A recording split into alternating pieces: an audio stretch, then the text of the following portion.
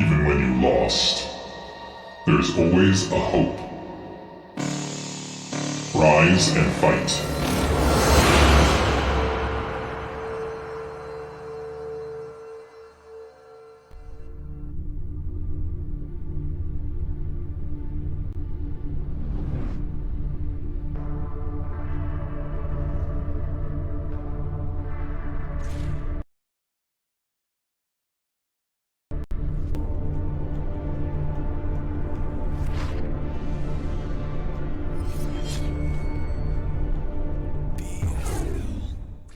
What's going on, everybody? We are back, and this time around, we're in the round of 16 already, and we've got the return of two champions, Dandy and trutaCz, and then we've got two Chinese players looking to make their mark in the BSL, Zwanzwan and JayStar. Seriosity, what do you think about this group today? Oh, hello. Yeah, like you said, trutaCz, I think, is a two-time champion. Dandy won all the way back in BSL4. And with the two Chinese players, this is looking like a very stacked group. And I think because we are in the round of 16, every single match is best of 3. So less variance in the best of 1, or more variance in the best of 1, I should say. So I'm definitely going to see the two best advance out of this group. And it's going to be tough for our BSL champions, but I think they have a good shot here. Yeah, I went and rewatched the VODs because I was unfamiliar, or I forgot exactly how Zwanzwan in particular made it into the round of 16. And actually the best of 1 series really helped him quite a bit because he won with an 8 racks versus trutaCz, and then he won with an aggressive play versus Duck versus a 12 Nexus. So we actually don't even really know how Zwanzwan really wants to play TVP or TVZ, or really TVT either. And then JayStar, I'm looking forward to see him play because he is one of the best Chinese players ever. And he's also one of the oldest. Someone mentioned that he's 42 years old. I mean, he's even older than our trutaCz, man. And I want to see how far he can go in particular. But yeah, like I said, two champions are back. Dandy, we haven't seen him in a while. And trutaCz, we also haven't seen him in a while. We just saw both of them play in Race Wars recently this week. It's a new thing in BSL. So definitely tune in on, I think, Thursday and Friday if you want to check out some of these players playing. But yeah, this is going to be a great group. And our first series is going to be Dandy versus JayStar. Yeah, so and like I've said, oh, sorry. No, go ahead. Yeah, Thursday and Friday, every week for the next 5, it's going to be Race Wars, just consistently there on the schedule. So if you have some time, please tune in, and that's on Trovo. And then as usual, BSL will continue to be on Saturdays and Sundays. Yeah, so our first series, Dandy versus JayStar, it's going to be a TVP. In Race Wars, we got to see Dandy face off versus Boa. Yeah, Boa and Dragon, and his TVP looked really deadly. He actually went for a 7-fact timing, I think, in both of the games. So we may see a really aggressive, try and end it in the 15 minutes in the early 15 minutes of the game. JayStar, I'm unfamiliar with how he actually plays protoss versus terran. Did you cast any of those games in the round of 24? Yeah, so he actually just plays standard and favors the shuttle style. Nothing too crazy, very strong, of course. And if you remember, he actually played Gypsy when Gypsy had beaten Mihu. Last BSL, he got invited to a show match against JayStar. The Chinese players wanted to see what level Gypsy was at. And Gypsy managed to win just barely 3-2. So definitely very high skill level in PvT. And as you can see, only 3 matches, newcomer into the BSL, but Dandy always participating, it seems like, and his TVP is actually his lowest, but being around 50% against protoss, when you know the caliber of protoss he's going up against, is not too shabby at all. Yeah, and every time I see this graphic, I'm always looking at the MMR, and 2,500 for both players, and also over 2,500 for JayStar in the Asian region, where he's queuing up with Koreans often. He's got better turn rate, I'm imagining, versus Koreans. So 2,500, that's no joke. And I do remember that show match between JayStar and Gypsy. Like you said, it was super close. So that kind of gives you the idea of JayStar's level. And that means Well, my opinion is that Gypsy is top tier in the foreign scene for Terran. So that means that Dandy is going to have to play extremely well versus JayStar. Like he's not going to, he cannot slouch versus this player. And I'm a bit worried about the mass shuttle man because for me, somebody that can play shuttle man extremely well is the most dangerous because they can harass you and start scaling into mid game and just powering really hard. And it's hard to keep up as Terran if you take, even like one bad reaver shot. So we'll see how Dandy's going to fare versus this. The first map is going to be a Monopoly, and I know this is a great shuttle map. So let's get into game 1 of our first best of 3 series.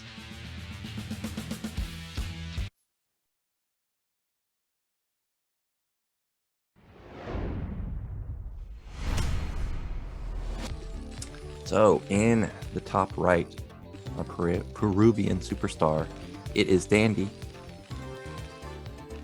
In the bottom left, we have Chinese protoss JayStar.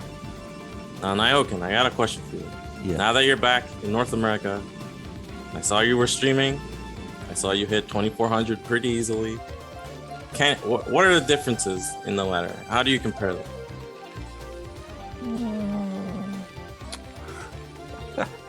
Oh, I already know I'm going to get flamed. People talk about NA-flation and EU-flation. I would say there's definitely legit players that are like in the 2400, 2500 range, but there are definitely some players that are inflated.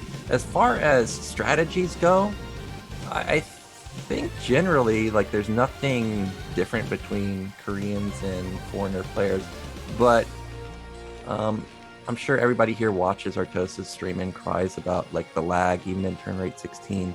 And as someone that played in Korea for a long time in turn rate 24, going to turn rate 16 does make a big difference. And actually the other day I beat Zealot, and then I beat a 2800 Terran the other day, and then I beat a 2600 Protoss the other day. And I feel like if I was in turn rate 24, I probably wouldn't have won those games. But there are definitely legit like 2500 players, like JayStar. I'm assuming he's probably 2500, Dandy 2500.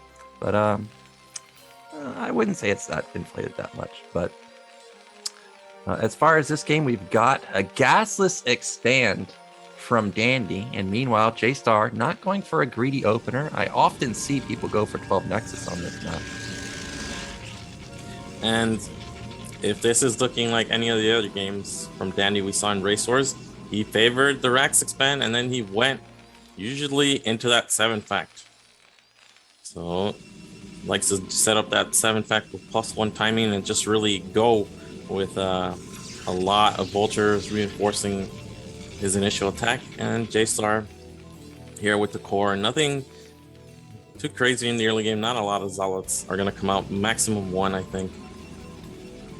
Yeah, wouldn't be surprised to just see one pop out in a second. Looks like not going to pop out though. He's just going to be straight into Goon.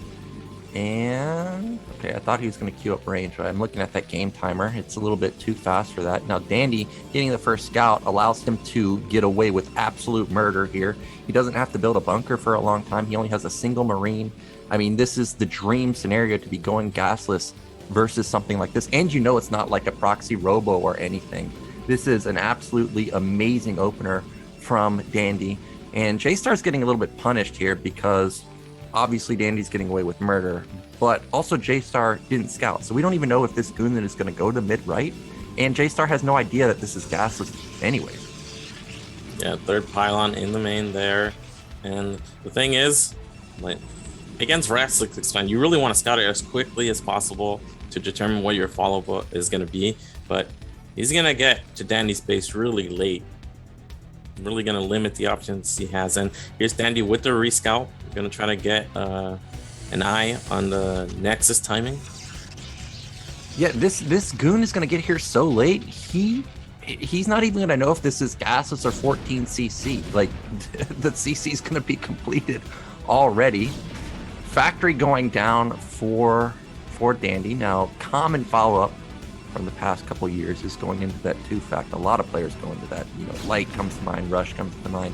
And there's multiple variations. You can go Tank Man. You can go into Vultures. You don't necessarily have to go 2 factory. You can rush Armory. So we'll see what Dandy wants to go for.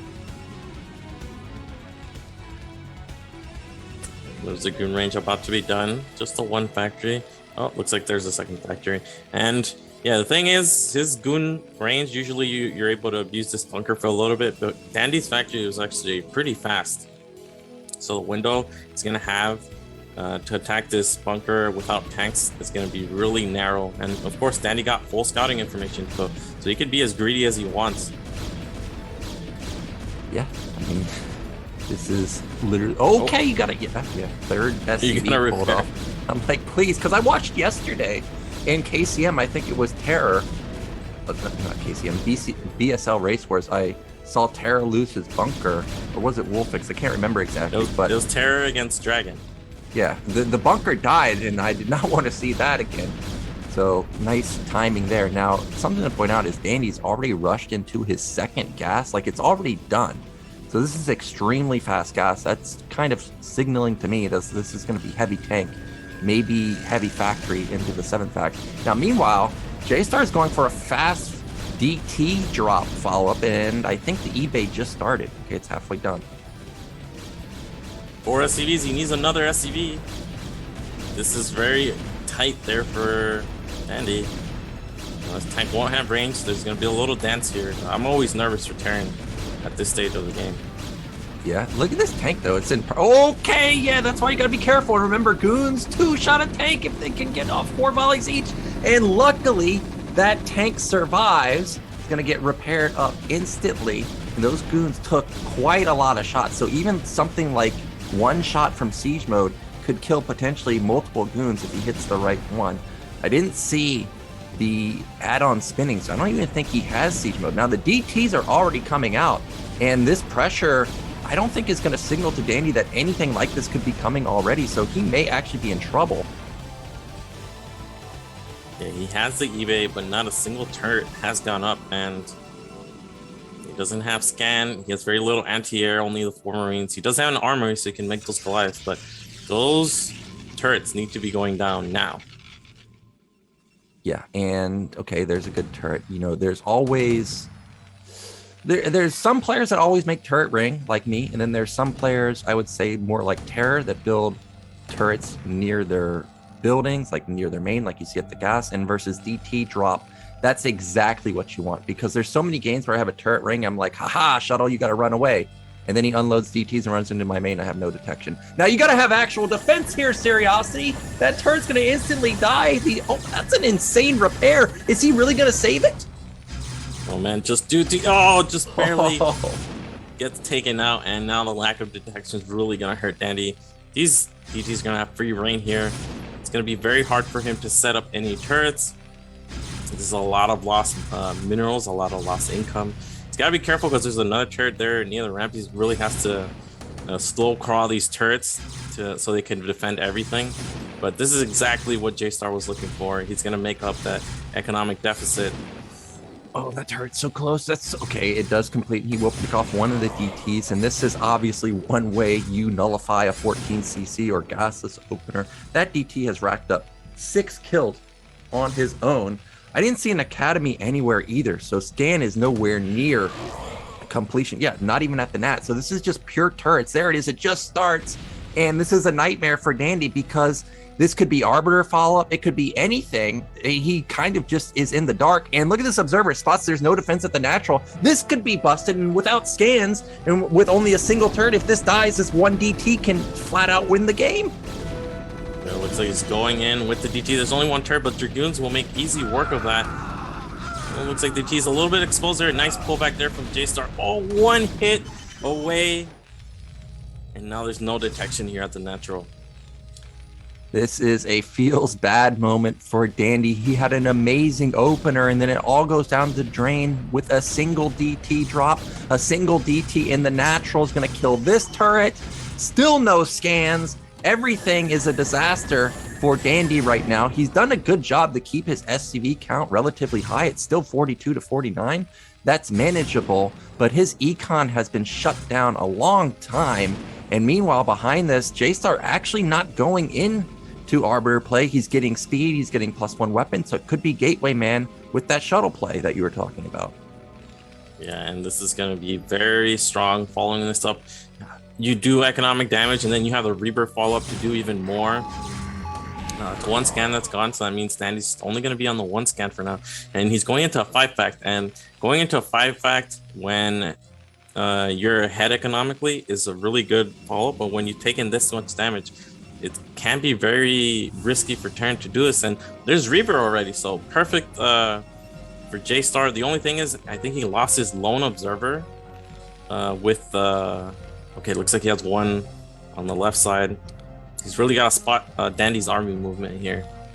Well, I think Dandy has to go. He's taken so much damage. He kept all of his tanks alive. He actually, I mean, look at the supply. If you factor in the probe difference, it's even. 16 supply lead for JayStar, 16 probe difference. Reaver's going to come in and it's going to deal a lot of damage, but that means it's not part of the army. And it's almost pure goons versus like 8 tanks. And this is nearly critical mass for tanks, I would say, if you're going to push like this. And it's gone unscouted across the map. And there's no observer, like you said. Luckily for JayStar, speed is kicked in. This is going to help him immensely. Yeah, but where's that shuttle? Oh, Dandy is starting to fight up, and he's going to kill off almost all of the Zealots. There's that shuttle. Reaver drop into the main. No reaction just yet, but JayStar's losing his entire army, and Terran isn't even sieging here. He's just pushing through, and because it's Monopoly, the third base is right there. He can instantly kill the Nexus at the Nat, and the third base, look at that huge shot. Takes out like 5 goons. Yeah, and Reaver's still alive, but it's only the one Reaver. All the goons are dead. You see JayStar actually kept making probes, really needed units in that scenario, and I mean, one Reaver can't kill an entire base. Can it though?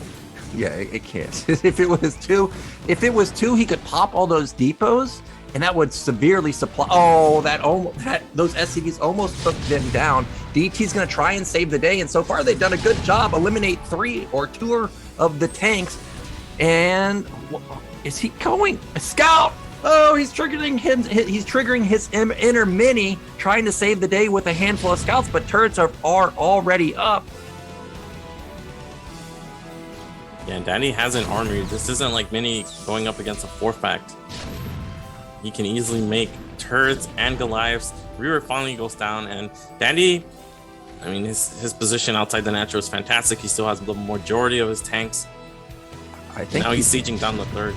I think he's won this game. He has 2 SCVs here. If he was to like supply depot block the Nat, there's no way for Protoss to get out. And Vultures now can just kill the entire probe line. Scouts are going to come and show themselves.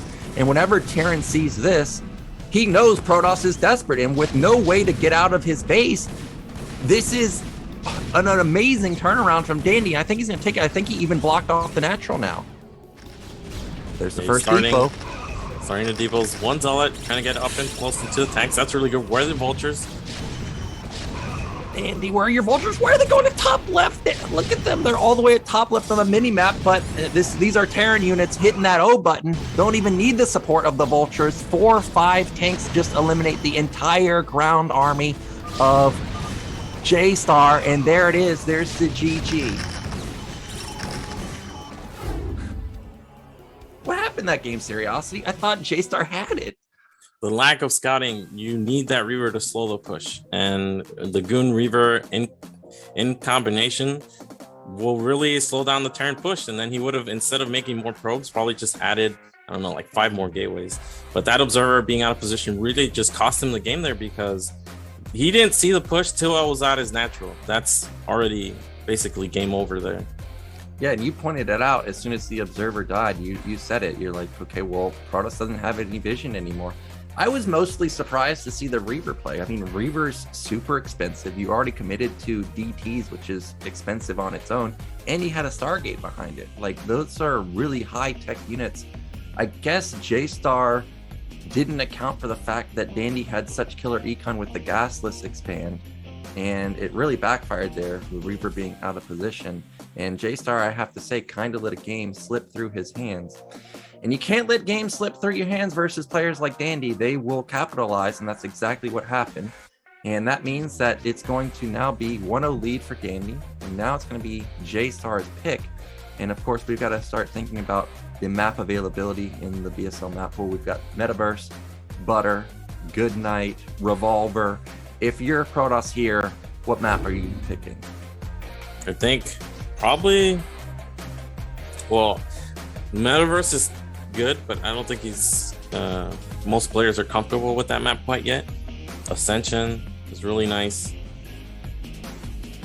We'll probably see Ascension, to be honest, because Revolver, I just don't like Revolver PvT. Sure, it's good for carriers and 12 Nexus, but it really is not a great map overall for Protoss against Terran.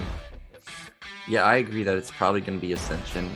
If JayStar was a carrier player, like you said, I think we would see that come out. Somebody like Oyaji might pick that map. But if it's going to be Shuttle Man, I think Ascension's great. You know, the main is huge. There's really amazing drop ability there.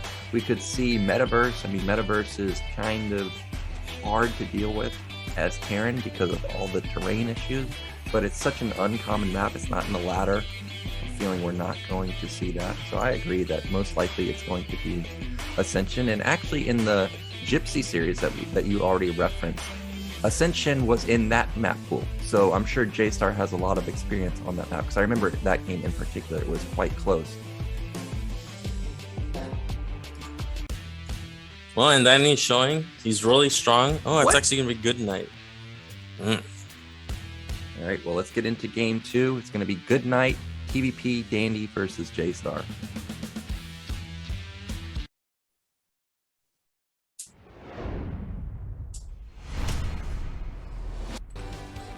So, in the top right, up 1-0. It is Dandy.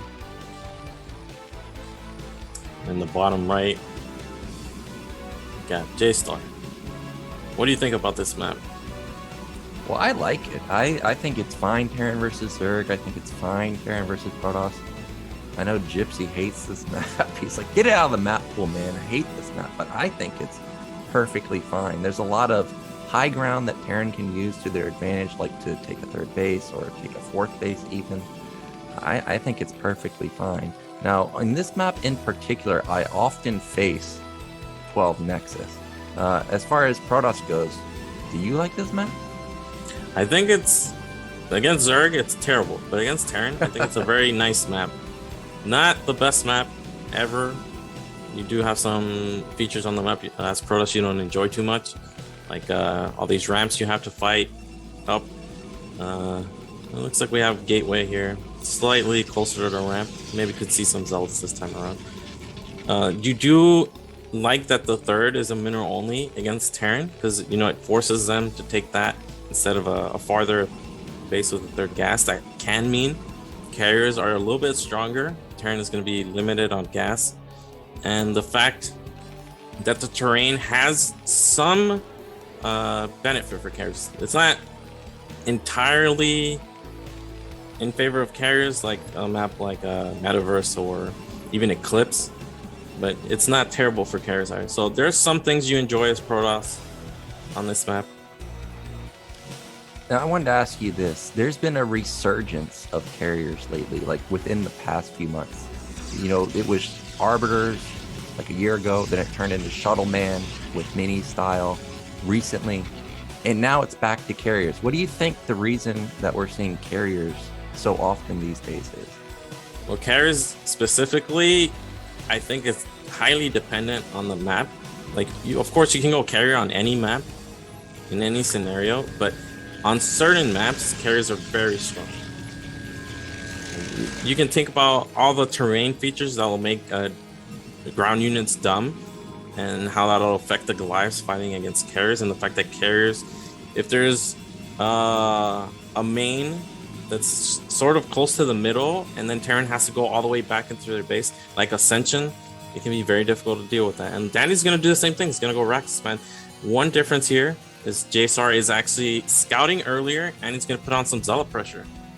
Yeah, and this move by Dandy is pretty interesting to not show himself at the ramp instantly. Like, there was a scenario I was thinking, like, okay, the Zealot comes, checks the ramp, sees nothing there, and then turns around. But looking at the scout pattern of JayStar, he actually had already scouted top left and bottom left. And so that would not have faked him out.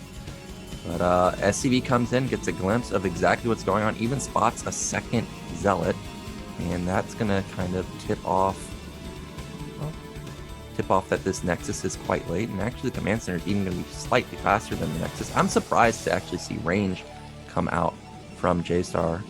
Yeah, this is already a delayed core, so going range here is really going to hurt your Nexus timing, and you're not going to be able to capitalize on it too much. Again, and now these two Zealots, they did almost nothing. They did force an early bunker and a lot of Marines, but... Is that? Okay, yeah, that is a Nexus, but you can see it's actually slower than the Command Center. Yeah, and critically, that Zealot pressure, what it didn't do is I don't think it confirmed the Command Center. All it saw was a bunker and a couple SCVs. That doesn't tell you anything. Like, he doesn't know if this is gas. He didn't poke again after the bunker completed to actually confirm that this is a Nexus. So he may be thinking that, oh, hey, a Vulture might be coming out in the map. And it seems like that's what he's thinking, because that's a defensive Zealot on the ramp in case something run by. The Goon is out forward to try and get a couple hits off on a potential Vulture. And now again, Dandy's getting away with murder here with a very, very greedy opener. Yeah, and this is actually better because JayStar's tech is actually delayed this time around. And this looks like a follow-up you do if you're facing Fact Expand, not Rax Expand. Yeah, because getting the Goon range is something you do if you fear maybe an early timing is coming. And he's keeping his units defensively. And now Danny's going to get the rescout even. Yeah, I'm looking at that like JayStar's probably wondering how the hell did that get in, because there was only a sliver of, a vision that he didn't see, and that means that Dandy gets all of the intel. I think he may be a little bit confused here because we of course know the robo just finished. Okay, now he's going to confirm the observatory, but you could tell that he was definitely looking to see if there's a support bay, and now he knows that okay, I can just put up a turret ring potentially. And this guy's going to have no idea what I'm doing.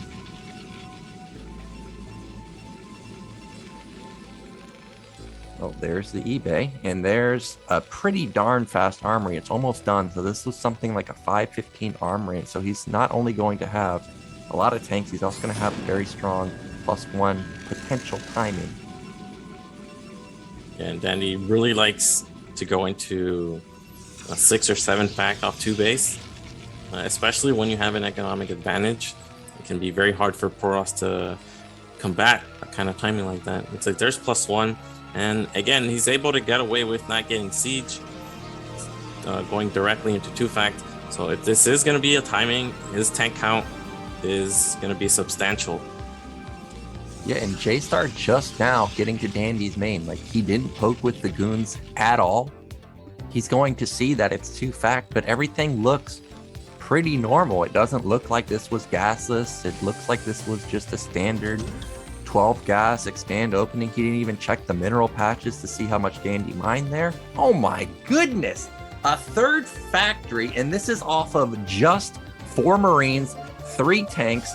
I don't think even siege mode is complete, but what can JayStar do about it? Not much if he's going to be attacking uphill. Yeah, this is fantastic for Dandy. Third command center on site, matching the timing of the Terran. This is very abusive, actually. Yeah. Well, JayStar is going into pretty much the style that I tell players to go for. This is a 7-minute Citadel, which generally means we're going for the 12-minute Arbiter bust. There's the Stargate, so everything so far looks like that's going to be the case. 4 gateways. This is pretty standard at this time. 3rd Nexus coming up. Everything looks pretty on point, but because of how streamlined Dandy's build is, if JayStar was to just mindlessly A-move at a 12-minute or 11-minute Arbiter timing, I think Dandy will easily clean this up. 3rd and 4th factory already going down at about 740. This is about 30 seconds faster than usual. Yeah, and just non-stop tanks. There's a archive, so this is definitely going to be Arbiter. And now Dandy, from my experience, Dandy doesn't go into Starport here. He'll actually just go into like 9 factories right away and just go for it before the Arbiter is out. That's something we can see here. It's a little bit annoying because the Observer is directly in his main, looking at what he's doing. Yeah, I was just about to say that. Like, where's the starport? It's just not there. So this is going to be a 1-1 timing. I have to say, I don't think I've ever seen somebody run into 3-base Arbiter like this with a 9 fact. So we'll see how this actually goes. Okay. +2 is a massive power spike for Terran. So this may backfire. +1 versus just +1 from Terran is just fine for Protoss. I didn't see a Forge just yet though, so really JayStar needs to get on top of that upgrade in particular. He's getting weapon damage on his cybernetics. So this could be one Arbiter into Carrier. Well, I don't like that because Dandy, well, he may actually even cancel this +1 because the Observer, like you said, is just sitting on top of the factories and he's about to see 3 more get plopped down. Oh, this is cute. The Observer is there to see so Dandy doesn't make the factories. But when you see Terran pull three SCVs and just leave them nearby, I mean, it's a big tell. Well, I mean, maybe JayStar is not watching, but I have a feeling he probably realized that something's up. Meanwhile, I mean, he's doing fine. He's got 63 probes. He needs to start cutting around there. He doesn't need any more versus a Terran that's kind of just sticking on 55. More gateways coming in. That's exactly what he needs. Did not cancel +1 weapon on his air. I don't think that's going to help him at all. Still no Forge. Oh, man. I mean, it is imperative you get +1 versus +1 armor from Terran. Okay, so this is JayStar not realizing because he's going to take a 4th here. And you don't want to take a 4th. You really just want to sit on 3 bases when you know Terran is going into starport. Arbiters are absolutely insane when Terran doesn't have vessels and upgrades. So you can fight 3 base versus 3. You really don't need to expand. And we're looking at the gateway count, 7 versus 9 factories. This could go wrong for JayStar very quickly. Well, is this an anti-timing? Because the Arbiter pops out at 11 minutes with this build. The tank count is not massive, and +1 armor has not kicked in.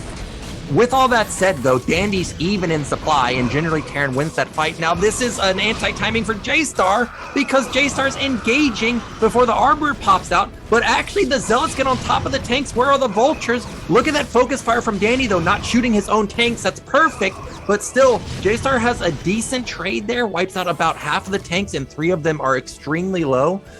But he needs to get more cycles of units if he's going to intend on stopping this attack, because it's all rally Vultures from here on out. Oh, that's a really low tank. There's actually not a lot of punching power. That's a siege, but Zealots are on top of the tanks. It looks like JayStar is able to get the last remaining tanks here.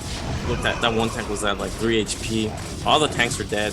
And, I mean, Vultures are strong, but you don't have reliable detection, and if you don't have tanks, your push is kind of just shut down here, and we don't even see him making more tanks. Really got to cancel these Vultures. And yeah, there it is. There's the starport. Danny realizing this game is going to go on a lot longer. Oh, that mine did not connect somehow. Well, you can't lose your Arbiter. He is gonna. He's pushing this back, and remember, JayStar took a greedy 4th base, so he's got big econ. Now, I am noticing he's kind of building a little bit too many probes. He's up to 72, and this can backfire. But for now, he's fine. Supplies are in favor of Dandy, but you have to remember, what, 80% of the army is Vultures? I mean, and if there's goons here, goons just run this over. There's one tank, absolutely only one tank trying to push this 3rd base. Yeah, lines are good. They will buy time. That Arbiter's really low. I mean, he just had to stasis that tank. That would have given him so much time. Looks like the 3rd Nexus might actually get taken out because he's really struggling to go up the high ground. But here we go. Now it's a lot of goons. These goons will easily deal with this army. And the massive Vulture run by into the natural. He's setting up all the mines. The Arbiter and goon timing was actually perfect for him. Lucky timing there. He scans, and now he's going to start mowing down these probes. The mines connect on the 5 goons, and they all die. Looks like JayStar may be able to clean up the 3rd base, but Dandy's wiped almost every single probe at this base. Luckily, JayStar had a lot of probes left over. He still got 40, but this was a massive win for Dandy. Now the Vultures are running into the main. So just in time with that, units popping out of the gateways, but Dandy did a really good job there. You see Dandy's actually expanding at top left, which is absolutely crazy, but he knows Protoss is kind of pinned now. Oh my gosh, JayStar doesn't realize this. One Vulture is racking up kill after kill, and Dandy is powering behind it. We saw the starport already go down. I'm sure that the science facility is complete now, and we don't know if he knows about bottom left, but he's got another huge minefield set up at the third base, and there's just a pylon wall. There's nothing to really stop these Vultures from getting in. He may even kill these 3 goons because they're isolated. He's gonna go for the pylon wall, and he knows a lot of probes are at this base. Main and natural mineral lines were almost wiped out entirely. Oh, he gets in, and JayStar not able to put down another pylon, and that means that these 9 probes are all going to die. JayStar's done a good job to keep his probe count up despite taking all this damage, and then he finds more success at the natural. The madman Dandy, he's everywhere. And look at his supply, it's 145 to just 90. Yeah, absolutely massive damage to JayStar's economy. You can see he doesn't have any minerals, and he really can't even make units here. He's gonna have to rely on what he has as he makes probes out of these 4 nexuses. But Dandy's relentless. He's back into the main.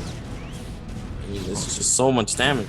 This is a heartbreaker for Protoss fans. I mean, Dandy is literally just mowing down goons with just Vultures, whether the mines connect or whether he just has flat out too many Vultures to engage into a low count goon or into a low goon count. I mean, Dandy's doing it all.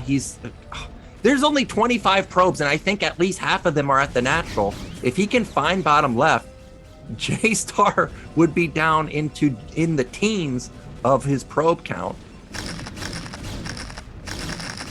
And behind this Dandy getting +2 and getting a secret base there, and he's making his tank count grow to a pretty substantial number. Like, he's just trading Vultures for probes, really slowing down the Protoss.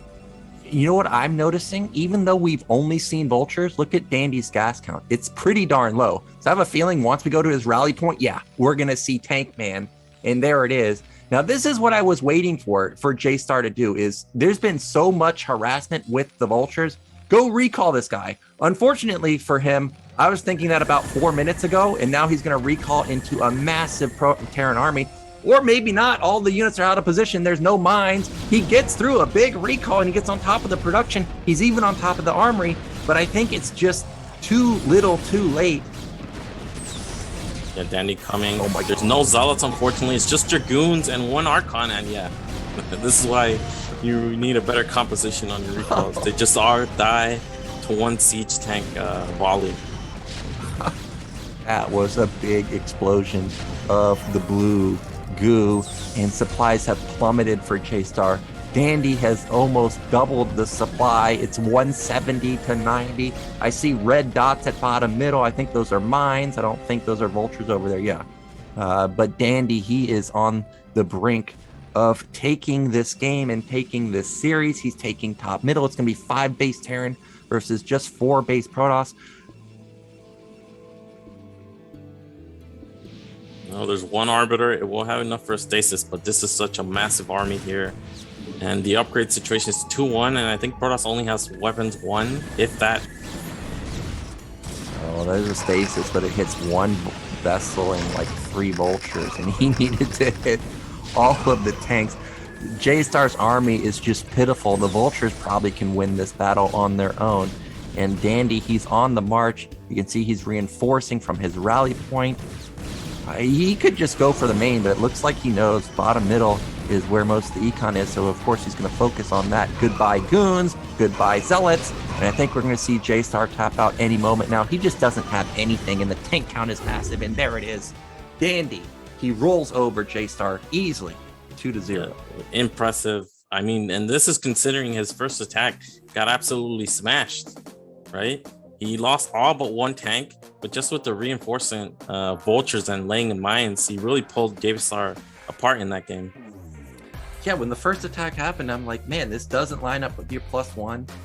Protoss is going to have an Arbiter. I was really not understanding the attack. But then once all the Zealots were kind of way far forward. I thought, okay, well, maybe this is going to work, but the Zealots did a good job getting on top of the tanks, eliminating 5 of them. But unfortunately for JayStar, it just all fell apart once the Vultures were everywhere. And Dandy, he's going to be moving into our winners match. And that is going to wrap us up for our first series of the day. We're going to be coming back with Zwanzwan versus trutaCz in just a moment. It's going to be a TVZ, so don't go anywhere.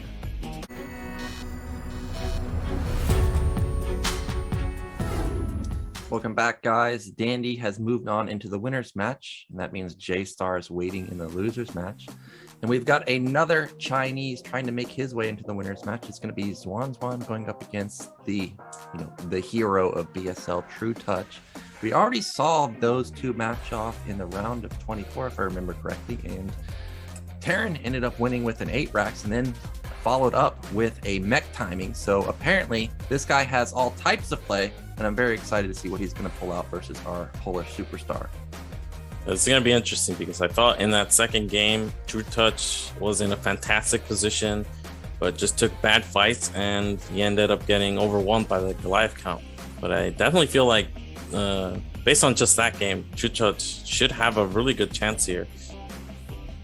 Yeah, I think trutaCz has got a good shot too. Something I've noticed, it seems, from Zwanzwan in the limited games that I've seen, is it seems that he likes to end the game quite quickly. Not too sure if he likes to play for late game. Like the mech play, was the 5-fact, try and go for the kill move. It wasn't like 2-1. And then we already saw an 8 rack from him. So he seems to be a very aggressive player.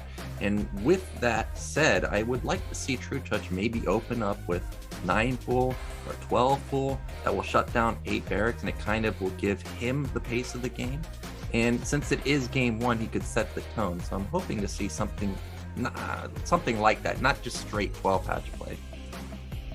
What do you think about that? If you're going up against Terran, who's already shown you he's not afraid to be aggressive, and you can really mix it up and throw him off by flipping the script and going for an early pull like that.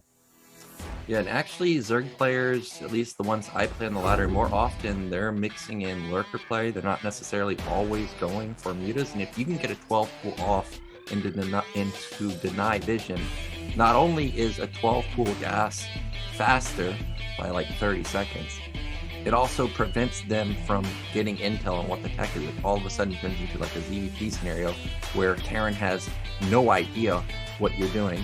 We're getting a look at the stats here. We can see that our Chinese representative, not many games played. He's got about 2,400 MMR, so he's a beast on the ladder.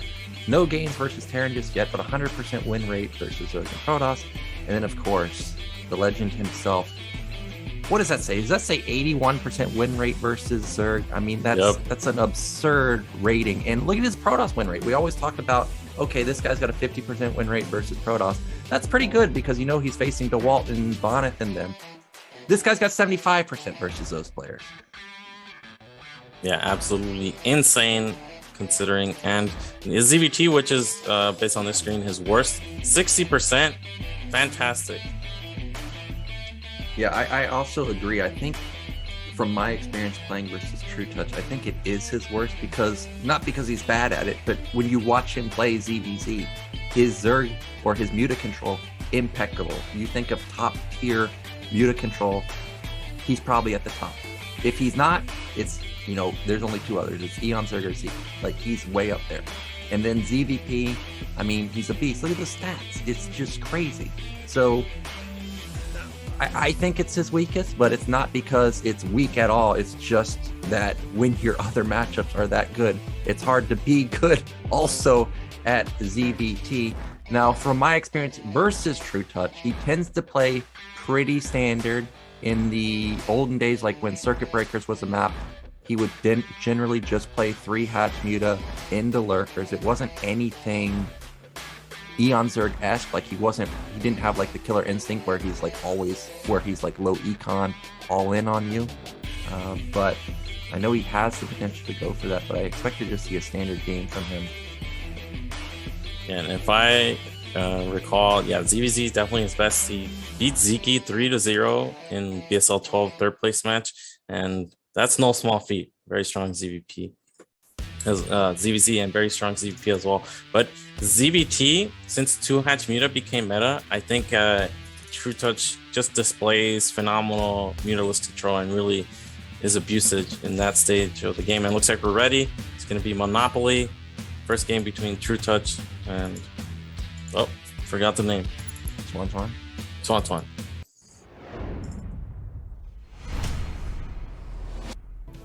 Okay, in the bottom left, our Terran player, it is Zwanzwan.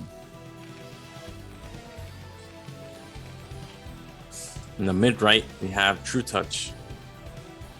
I hope I'm pronouncing his name correctly because I have no idea how to pronounce it. Just guessing, but I think it's a pretty good guess. I see TT1 in the chat saying Don Juan. I like that. Well, we saw our Terran player go for aggressive opener, so I've got my eyes locked on his mineral income, whether there's going to be SCVs moving towards the center of the map. Looks like he's queuing up a 9th SCV, so going to be just a typical opener. Meanwhile, there's that 100 minerals spent on an Overlord, so far, not an early pool opener from trutaCz. And there's the depot, so far everything's standard. And one thing you gotta consider as Zerg when you're going 9 pool is if Terran can or can't wall their net. That can make it a little bit less likely that you're open 9 pool. And what were you saying with the lurker? We did just see an ASL. I think it's fair to spoil. It's already been almost a week. Soma against Rush on this map. Soma scouted the wall and immediately went into 2-hatch lurker. And it looked pretty tough for Terran. Yeah, it did look tough, but at the same time, I think justice was served that game. Because first off, the barracks was top left, which means Marines pop out on the wrong side. And Rush saw it was 2-hatch and he still rushed an eBay. And then he went into 4 racks. It's like, okay, man, I realize it was actually 5 racks, but he canceled. Yeah, 5 racks. It's like, I realize you want to get ahead, but this is a bit much, I think. So even though I'm a Terran and it hurts me to see a Terran lose, I think that there was justice served with that build from Soma. Now, interestingly, we see gas already from Zwanzwan, so we may have a Mech opener. That definitely could be that. We did see Mech earlier. Could be 1-1-1, but could definitely be Mech here. And trutaCz is going for the 12-hatch. Yep, 12-hatch. Now, one of the banes of an early Mech opener like this that gets scouted is aggressive Ling play. And like I said, in my experience versus trutaCz, he's not someone like Eon Zerg who will just Ling flood you to death and then go into mutas. I expect there to be like a sunken and then followed up just by standard play. But it could get dicey if we see trutaCz upgrade speed pretty soon. And we already see a cut of Marines here. So it is just going to be the Mech opener. It's not going to be 1-1-1, I don't think. And this is 4 Lings, I think. Yeah.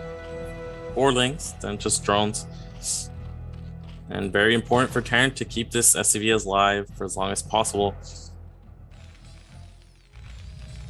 Well, SCV going down to the low ground, and that's going to be a command center.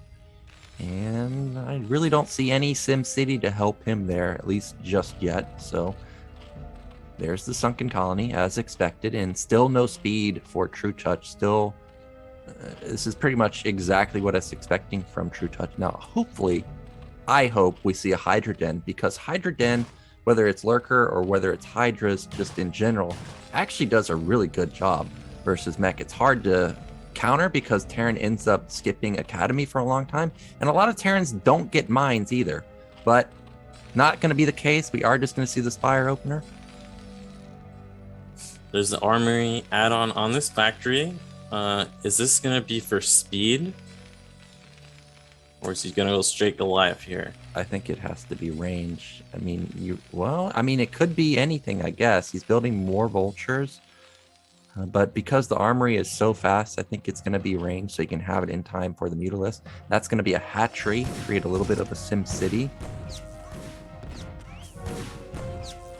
Hatchery can get shot by this vulture, but it's completely negligible damage, to be honest. Now, I know you play Protoss and Zerg. How many drones are you looking for when you are versus something like this? We see trutaCz at 20. Is that low? Is that high? No, this is good. You can see he's going 1 per patch before taking his nat gas. So when you're going up against Mech, you actually, it's not like going up against Bio. You do need extra macro hatcheries. So that's why you see him just droning up pretty heavily, getting that 3rd hatch, and then he's going to go into mutas. So 21 is a very healthy number to be at. And there are the 3 vultures. And I don't know if revealing these 3 vultures is actually worth it, because if I'm Zerg here, I definitely know this is going to be vulture speed. So it's like trutaCz is wanting to get more of a wall here. Yeah, there you go, Hydra Den. Yeah, there's a vulture speed. It's going in. Okay, but the gap is so tiny, and yeah, I think that was a bit ambitious there. I mean, it's not a huge punishment. He loses 2 vultures, but trutaCz loses all the mining time on those drones. But that's a wasted upgrade essentially at this point. Range could have been done. First few mutalisks are across the map. Now, something to point out is trutaCz is rushing armor, and that's not a common upgrade you see. In fact, you almost never see that. A lot of Zerg players prioritize damage on Hydras instead of armor. So I'm curious what this transition is actually going to be. Yeah, this is very interesting. Usually Hydra upgrades go weapons, because that way you can fight the Mech better. Takes less Hydra damage to kill him, but he's still getting Hydra upgrades. And that's a 4th hatch, so not going to invest too heavily into the mutas. Now, Terran, they can get a sense of this, but it's hard. You know why? Because you don't have any scanning, and you don't really know how many mutalist Zerg is actually making. Yep, all he saw was what, like 4 mutas. He has no idea, and the vulture has not confirmed another hatchery.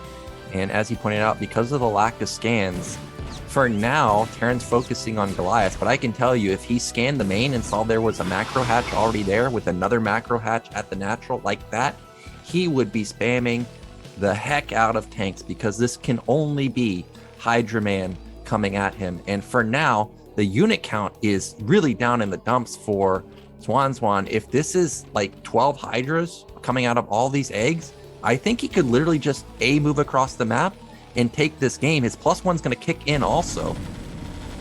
And remember, this was pretty he invested in vulture speed and three vultures. So yeah, he's going to have very little, even in just terms of pure Goliath. It's only 2 factories, 3rd going down now. 1 mutalist getting sacked. That's a tell to me. Sometimes Zergs do this. Like, Zergs can be tricky. They can sack a muta scout to throw you off guard, but usually the muta sack like that is just because they're not investing into a lot of mutalists and they want to scout your production, if it's going to be 5 factor 3 or starport or whatnot. So if I'm Terran and I see mutalists getting suicided like this for scouting information, I start wondering, this guy hasn't harassed me at all. This is definitely not going to be a lot of mutalists, and it is going to be 5 fact. I think I saw a 4th one going down there. Yeah, this is going to be another 4 or 5 fact timing, maybe even 6 fact timing from our Terran player. And you can see that he knows something's coming. He pulls off 12 SCVs because he knows. But this is lost timing for a Terran that wants to go for a timing. So everything here is kind of backfiring for him. He's building Marines, which really don't help him. And actually behind this, trutaCz is not all in. He's powering behind it. He has enough Hydras to deal with an attack for now. But look at his drone count. It's at 32 across 3 bases. I think that's pretty much perfect. Yeah, still droning up. Wants to saturate this base completely, and he'll be ready to go into mass Hydralis. He has a Queen's Nest. Now, it's not going to be for Hive. You don't really prioritize getting Hive against Mech. It's actually going to be for Queens. And even with a limited number of Queens, say like 3 to 5, it's absolutely... because they just get tanks to die in 1 hit, you can rack up several tank kills with these queens, and this could be very scary for Terran. Well, it can be a bit dicey to go for queens like this versus somebody that's going for a timing attack, but he did start them pretty early, and queens take 2 minutes to get their 100 energy. And that means that we're looking at around an 11:30 Broodling timing. And Terrans, they attack around that moment. But our Terran, he's going to be moving out right now. So there's about 50 to 60 more seconds that these queens need to have that energy. There's a lot of Hydras out for trutaCz though, but he's down supply right now. It's 90 to just 105. And he may have an engagement. More than likely, trutaCz is going to back off. That's a great trade. Takes down 2 Goliaths for just 1 Hydra. Yeah, and he's forcing the siege, which will buy him more time. And picks off a Marine there, getting some more pot shots on some of the Goliaths. Only the what? Whoa! That's scary. Like, get me in there, man. I want to fight. Oh man. Well, that triggered the rest of the. Oh my gosh, that was a huge hit. And that takes down the majority of Zerg's army. And now all of a sudden, trutaCz does not have a scary army anymore. Those broodlings need to come out pretty soon, though. Otherwise, Terran might be moving in for the kill. There's only 3 tanks, but the Goliaths are pretty strong too. Here we go, a massive engagement. There's just not enough Hydras. And I am wondering about the +1 carapace. It doesn't really help you against the tanks, and you're struggling to kill these Goliaths. Oh no, he's gonna get supply blocked. Look at this, 87 out of 94. If that Overlord dies, he would be blocked. But now the Nat is contained. There's a massive siege containment right there. A lot of Goliaths obviously set up. There's an SCV even here to repair. And he's just rallying across the map. More tanks, more Goliaths. And where are the queens? Do they still not have energy? It's like about 20 seconds away for some, less for others. But I mean, this is scary. Is trutaCz okay? He has 1-1 finally. Mech has 1-1. He loses a macro hatch. He's gonna lose the evolution chamber and the Hydra then, but he's about to have at least 3 broodlings here. Yeah, but he can't build any more units, and he can't wait any longer. He has to fight. You know, like, where can he go? He can't run into his main because then he's gonna be funneling down one at a time. And there's no way he's going to win that scenario. Here come the queens. He needs to pick off every single tank, but he only has 4 or 5 broodlings. There's 1, 2. Okay, he gets 2 of the tanks, but there's more tanks behind it. And actually, the Goliath's just going to kill everything. Well, he's coming, but he's already lost 1/2 of the flank. He is going to be able to kill off all these tanks, but I think too much economic damage has already been suffered, and he's losing. Probably gonna lose his natural even. He might save the natural, but supplies are down in the dumps now. He also only has 23 drones. He lost both hatcheries, so he goes from 5 hatch down to 3 hatch. He has queens that now need 3 minutes to generate the energy versus a Terran that obviously doesn't need any time like that to just consistently rally across the map. And this is going to be our Terran's game to take. He scans and sees that it's just all in from trutaCz right now, and he wants to end it. Yeah, I gotta go back to the decision to go queens. If maybe he was thrown off, he did sack Mutadus the scout. When the queen's nest went down, I wonder if he only had seen 2 with the 3rd going down. Yeah, when I saw the queens pop out, I thought this is gonna be too late because generally Terrans attack at 10:30 or so, and that's exactly what happened. You could see that the queen idea seems pretty good. The problem is that you just need to delay the push like 30 to 40 more seconds, and then you can pop all the tanks. But Zwanzwan, relentless with the push, made sure that he closed the gap instantly, and now we're down to 9 workers. This is going to be game point for Zwanzwan. He's going to go up 1-0 in this series. There's just nothing left for trutaCz. Yeah, and again, the +1 carapace didn't make a big deal, I don't think, but it definitely didn't help. Mech units spawn with 1 armor, so if you Hydras do 10, and then Terran had 1-1 before trutaCz had any upgrades, that's 8. That's a 20% damage reduction. That's pretty massive, and just didn't buy time. The push path on Monopoly is actually pretty short, and it's very narrow, like Zerg can't get really good flanks off. Yeah, that's why I was wondering what the follow-up was going to be, because everybody goes damage on Hydras. I actually was thinking that, okay, maybe this guy's going to transition into like a fast hive and go, I don't even know, like Ling Ultra or something. It was very unusual to see the armor upgrade, and you can see why you don't get that versus meching Terran. Well, the game's going to go on for now, at least, because trutaCz is not mine. Let's just first point that out. He has 9 drones total. 8 of them are up here. And Terran is taking a third base behind this.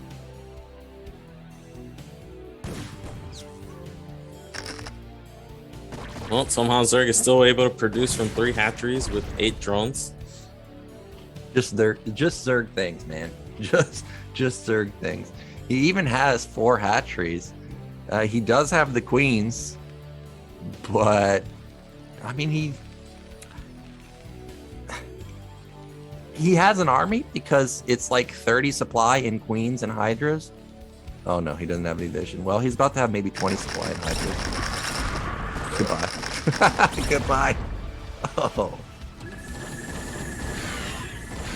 Yeah, even if you land a brooding on every tank, the hydras can't fight the remaining army. So that's ditch effort here for trutaCz. See if he could get anything done, but got overwhelmed. And there's the GG.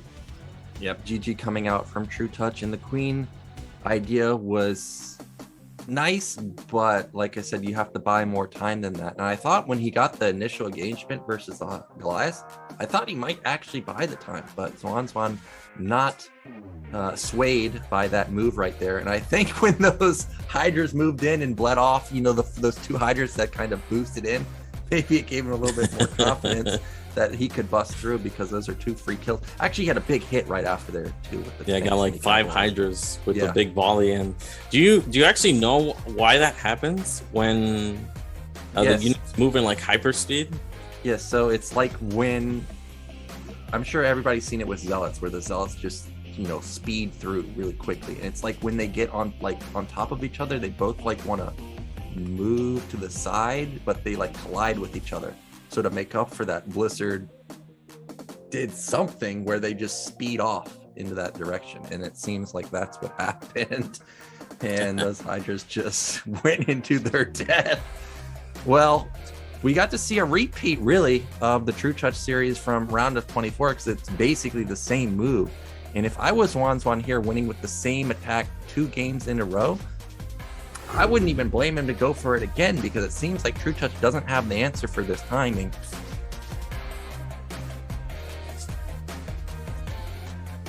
Oh, he is at least going to have his map choice now. And if you're trutaCz, do you just pick a map where a tank can't really go mech, since you've lost it twice? Well, what map can't you go mech on? I mean, you can go mech on all of them, right? I'm thinking, what's in our pool where you can't mech? I actually have to Google. Good night. Probably not a great mech. It looks like it's going to be butter. Butter. Okay. Well, this is an interesting pick. We'll see how it plays out for trutaCz. Let's see if trutaCz can tie the score up, or whether Zwanzwan's going to be moving into our winners match versus Dandy.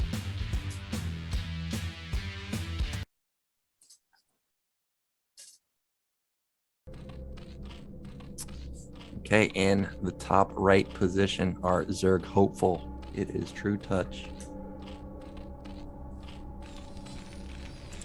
And in the bottom right, we have the Terran player Zwanzwan. And now, going back to the Hydra hyperspeed movement, can you imagine protosses were able to manipulate that and just send 2 zealots into a minefield with tanks behind it? You know what's funny? As soon as you said that, I was already imagining the mines being dragged. Like, without you even specifying the matchup, I'm like, yeah, the mines just getting thrown into the tanks instantly. That would be a nightmare. Oh my god. I want, you know, like, all the Korean fans, they always find like all this new stuff, like the hold position lurkers, and then we had the, what is it, clustered recall or whatever it's called, like the vortex recall. I'm sure there's somebody out there trying to figure out something like that. How can I have some type of move where I can just instantly engage with zealots like this? Like in StarCraft 2, you know, they don't have charge. They have like some other move where it just triggers and they all of a sudden are super fast. That'd be pretty cool to see until all my tanks blow up. Then I wouldn't like it anymore. Well, I have to say, Zwanzwan here got a dream scenario. If you're going to play for Mech, this bottom right position can wall, but he's not building his depot in that position. Whoa. That's an interesting barracks placement. But this is definitely going to be Mech then, yeah. You know what's also an interesting move on this map that we saw Rush pull out is just like on other 2-player maps like Destination, you can build a depot at your wall where the SCV is right now, and then go scout. And if you see there's a hatchery, you can go 14 command center. In fact, that was my go-to move on Destination until people started 4-pooling me, which is a amazing counter to it because you can't repair the barracks since it's being built. But not going to be the case this time around. Actually, that reminds me of a match where it wasn't either of those maps, but it was a map where Terrans could go 14cc off of Depot Scout. I think it was Overwatch. And Flash was playing Soma, and Soma went 4-pool, and you just don't get the barracks up in time. Yeah, you just die. It's so close, you feel like it's gonna get up, and it just doesn't. And actually, you know, I really hate 5-pool versus Terran because I think it has no transition. It feels like it's just a late 4-pool, but actually 5-pool can be defended if you go for that move. Like the barrack survives with like 50 health and you can mass repair it. So that's another reason don't go 5-pool. So you Zerg players out there, if Butter enters the ladder map pool, keep that in mind if you're going to go for a really aggressive pool play. Now we do see Mech, and we do see Zwanzwan has pulled off of gas, so again it's going to be just a standard command center follow-up. Yep, so something we've seen already twice before between these two players. Gonna see a repeat, and if you're trutaCz, you gotta come up with a better game plan. We saw him try Mass Muta, we saw him try Queens. Really, his scouting was, I think, the only thing that hurt him last game, mainly because he didn't see the additional factories, and I think that's why he went into Queens, because usually if you're going up straight up against a 4 or 5 fact, you just want to drone up to 1 per patch and then just mass hydras, non-stop hydras until you hold the push. But going into Queens, which is more of a late game plan, it can cost you the game. Yeah, when the Muta came in, I think he saw just 3, which is kind of like an in-between amount of factories. You're not committed really to 4 or 5, obviously. But generally, I think even seeing 3 is enough, because if Terran's going to go for 2-1, you are so gas starved for getting the starport and the vessel and the double armor, you really can't even afford the 3rd factory, especially when the majority of your army is also Goliaths, which also costs gas. So that was a bit of a mistake there from trutaCz, so hopefully he'll fix that this time around if he again comes in and scouts only 3 factories. There's the 3rd hatch, so everything looks basically the same as last game. Command center is done. There's the evolution chamber again, so we're gonna have to keep our eyes peeled on that to see if he's gonna go for the armor again.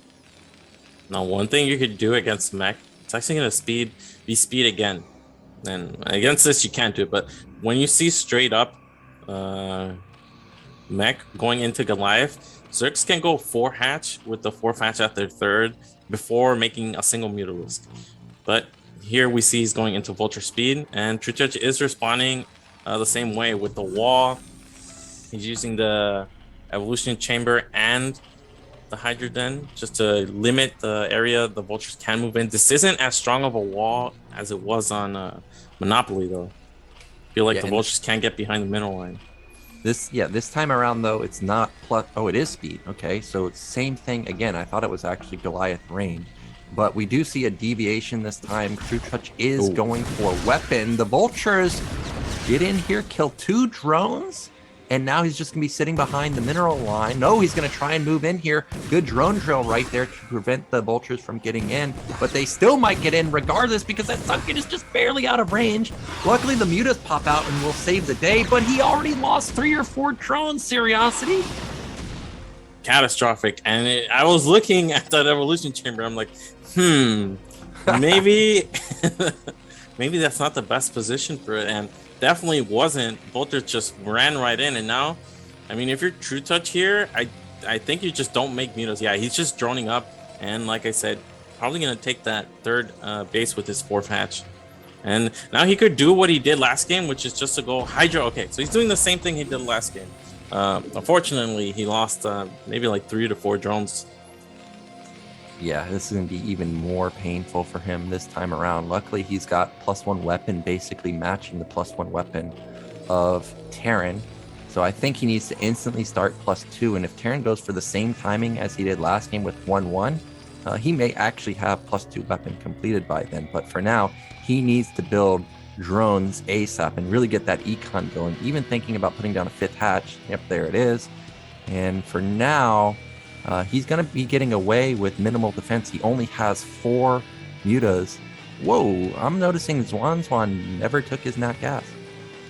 Yeah, that's... Okay, there it is, finally. He's actually already making Marines, so he's definitely expecting the same kind of play.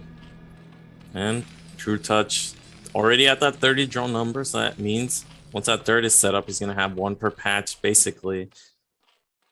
Yeah, and even though Marines not going to really be cohesive with this attack, it is cheap supply and something that can, soak up hits from the Hydras. They deal half damage to Marines, so that's 4 shots that the Hydras will be using on a Marine that's not hitting a Goliath or a tank. So I think this is a cute, interesting way to use excess minerals.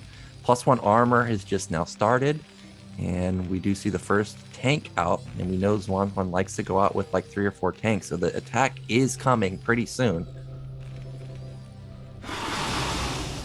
Yeah, only 4 mutalist made, and here we go into the Hydra list production. I think we're 1 drone short. Probably have to transfer to the 3rd, just so you stay 1 per patch in main and natural. I'm not seeing how trutaCz is going to hold this. Like, even if he does, his econ is so down in the dumps with just 30 drones. He's not even minding his 3rd base. I'm just thinking, okay, well, what's the transition actually going to be?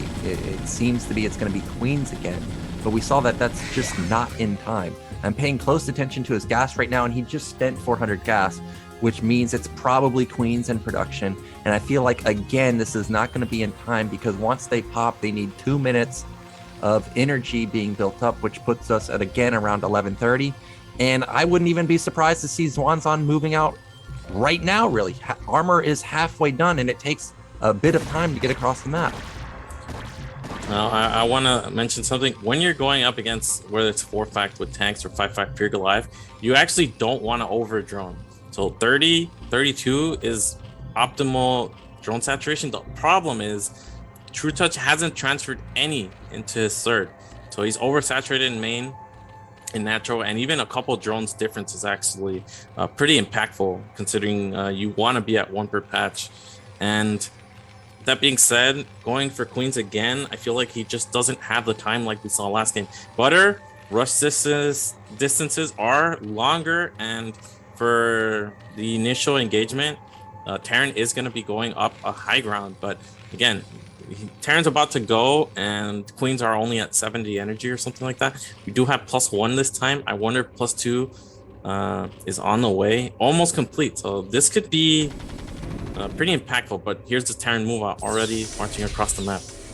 Well, just simply having this high ground where Terran has to siege and unsiege over and over will buy him time to get that +2 power spike. But you can see a couple of Hydras have already bled off. There's no way that they can stand toe-to-toe on even ground right now. +1 armor is about to kick in also, so that's a big power spike for Terran. But +2 is, I would say, a bit better than just, or +2 for Zerg is a bit better than the 1-1 spike for Terran. Now, can he get an engage, like a surround here on the even ground? Potentially he might. Hydras are going to try and engage there.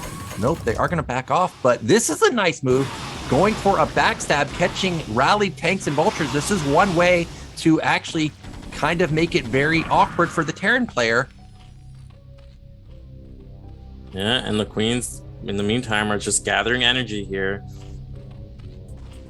Yeah, he needs about 20 more seconds. And this time around, trutaCz has done a really good job to make it very awkward for Terran. He may even be able to win with just straight up Hydras. He's got a lot coming in through the back, and the tanks are very exposed in the backside. He may be able to just pounce on top of them. The Goliaths at the top have done a good job, but okay, trutaCz cleans this up easily, and this 5-fact timing got denied hardcore. Yeah, and now trutaCz +2. It might have just finished before that fight, but that was an absolutely impressive flank from 3 angles, even coming in from the high ground. Now trutaCz is in a fantastic position. You can't just go outright for the kill, or you can make drones transition to mutas. Here are the queens. The queens are really going to help him with this bust. I don't know about losing these hydras before the queens arrive, though. Yeah, just chill out, trutaCz. Okay, goodbye tanks. And now he's got like 2 or 3 queens left over, actually. And this is 5 hatch production. He just instantly taps out. He knows his fate. And trutaCz, he's done it. He's going to tie the score up 1-1. I thought for sure, based on the first game on Monopoly, and then seeing 4 drones die to vulture harass, we were going to see a repeat of game 1. But this time around, trutaCz, he realized, like, hey, if I just stop reinforcements, this army that's out on the map, not so scary when it's isolated. Yeah, and +2 kicked in just before the fight, which is a huge power spike. And on top of that, he came from 3 angles. On Monopoly, he was forced to fight head-on, couldn't really flank, and the rush distance gave him more time, right? He got those critical upgrades, and eventually the queens. And another thing, he didn't go +1 carapace this time. That maybe might have been a mistake. He went +2. He had the +2 in that big fight, and it looked completely different. He also utilized the map pretty well, just buying time. Unfortunate with the evil SimCity, but otherwise it was a pretty great execution of a build from trutaCz. Yeah, that was really nicely done. And watching that game reminds me of the reasons why Mech isn't played so often, because there wasn't even really anything Zwanzwan did wrong right there. Like, he pushed across the map pretty fast. He sieged and unsieged because he has to deal with the hydras. But the problem is when the hydras get behind you, you can't reinforce anymore. And then you either have to back off or continue to go for the push. But if you back off, well, now Zerg has this 3 base. They already have the queens or whatever tech they've chosen, and you're stuck with just 1-1. You don't have 2-1. You don't have vessels. You don't have a 3rd base. I mean, you can still play the game out, but you're going for an attack which you can't utilize anymore. So this time around, Zwanzwan's mech play denied, and we may actually get to see something else up his sleeve. Remember, in the first trutaCz series, he went for an 8 Rex. So I'm hoping we don't see that. I'd like to see him play a standard game like Bio or BC or something like that. And his map choice is going to be Eclipse. So let's see who's going to be our second finisher into the winners, or who's going to be our second player getting into the winners match. Is it going to be trutaCz or is it going to be Zwanzwan?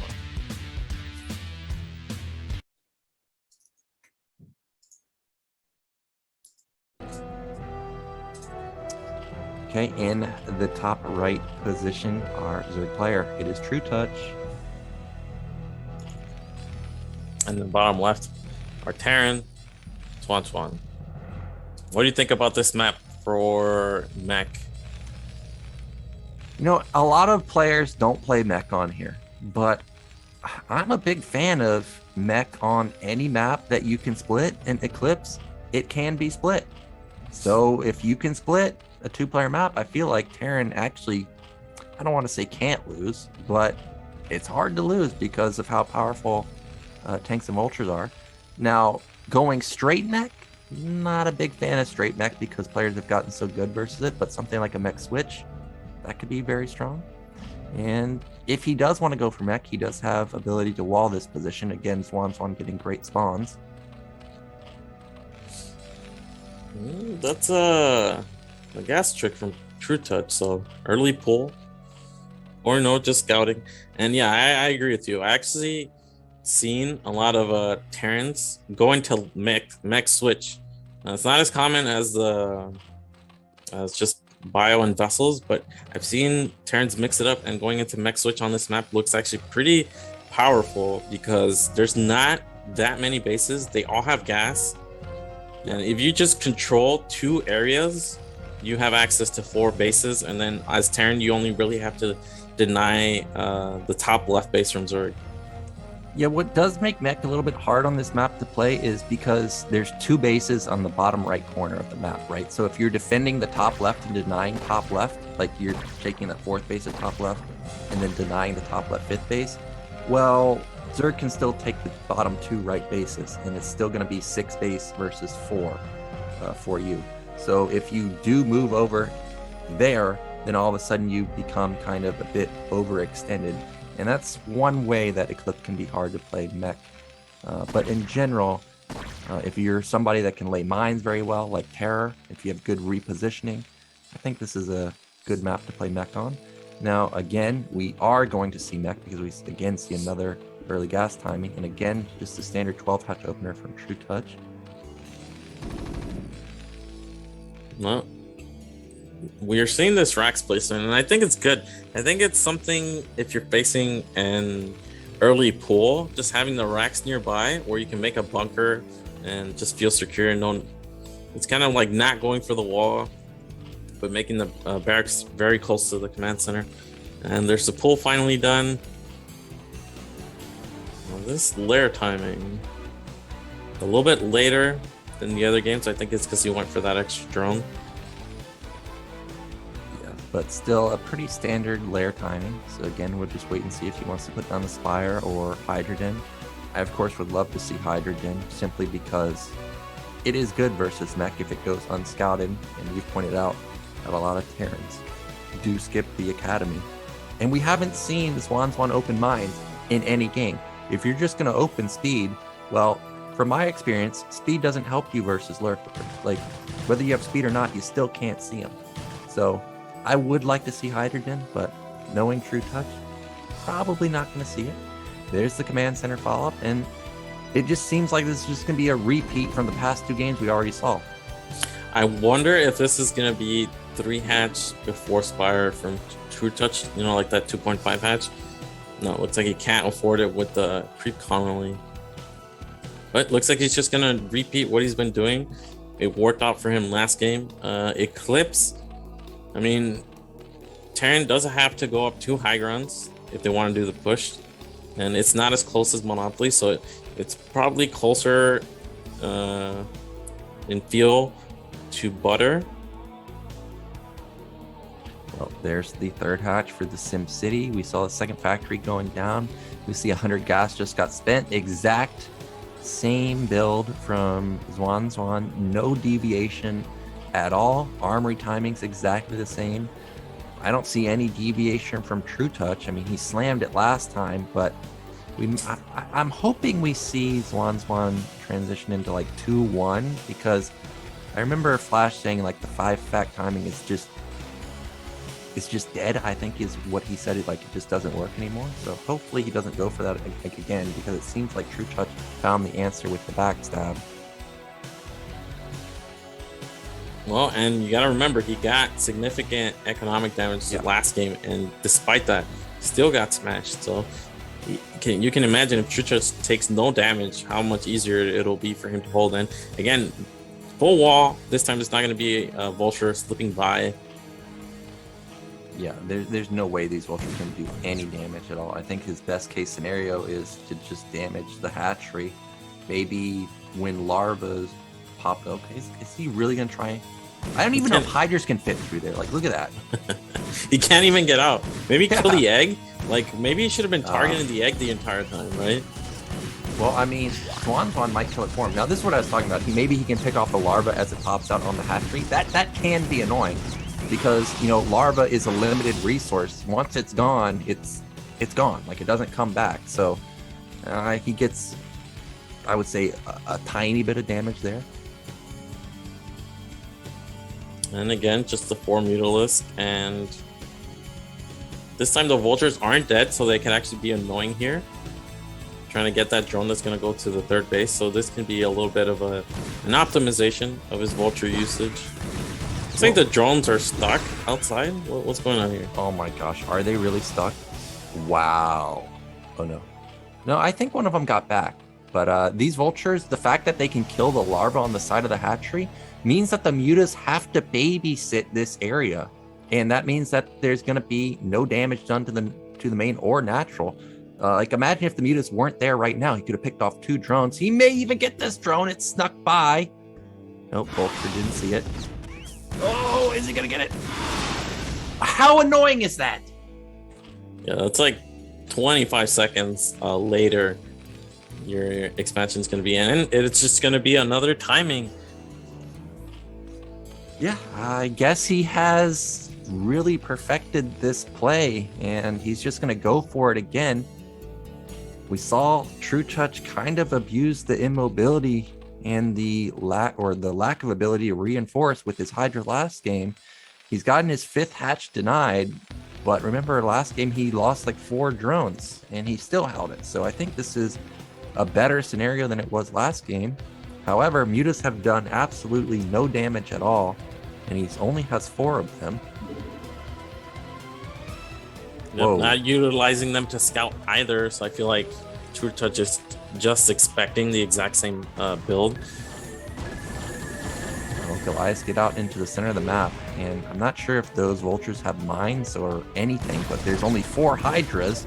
They do have the Goliaths have +1 weapon, and this is a surprisingly strong attack because there's like 10 Goliaths here with vulture support. However, you got to remember, there are mutas, and mutas take half damage, so that buys a lot of time for the Hydras to dish out the damage onto the Goliaths.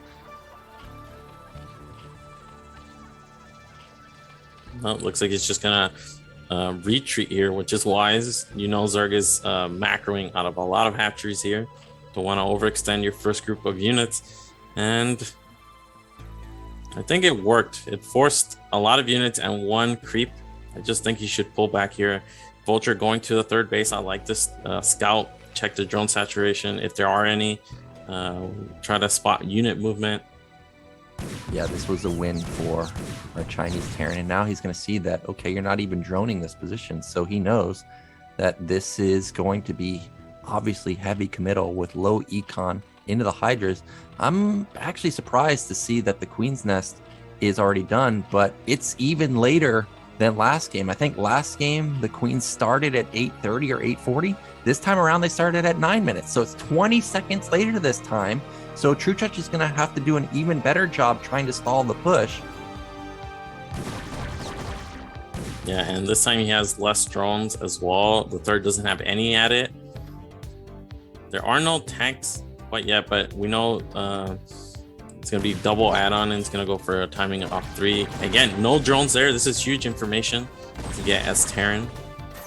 Well, one thing to keep in mind is that Zwanzwan's showing that he's building vultures, and if you're building vultures, that means obviously they're not Goliaths, so that means that the incoming timing attack is not going to be as powerful. There's just flat out not going to be as many Goliaths as there usually are.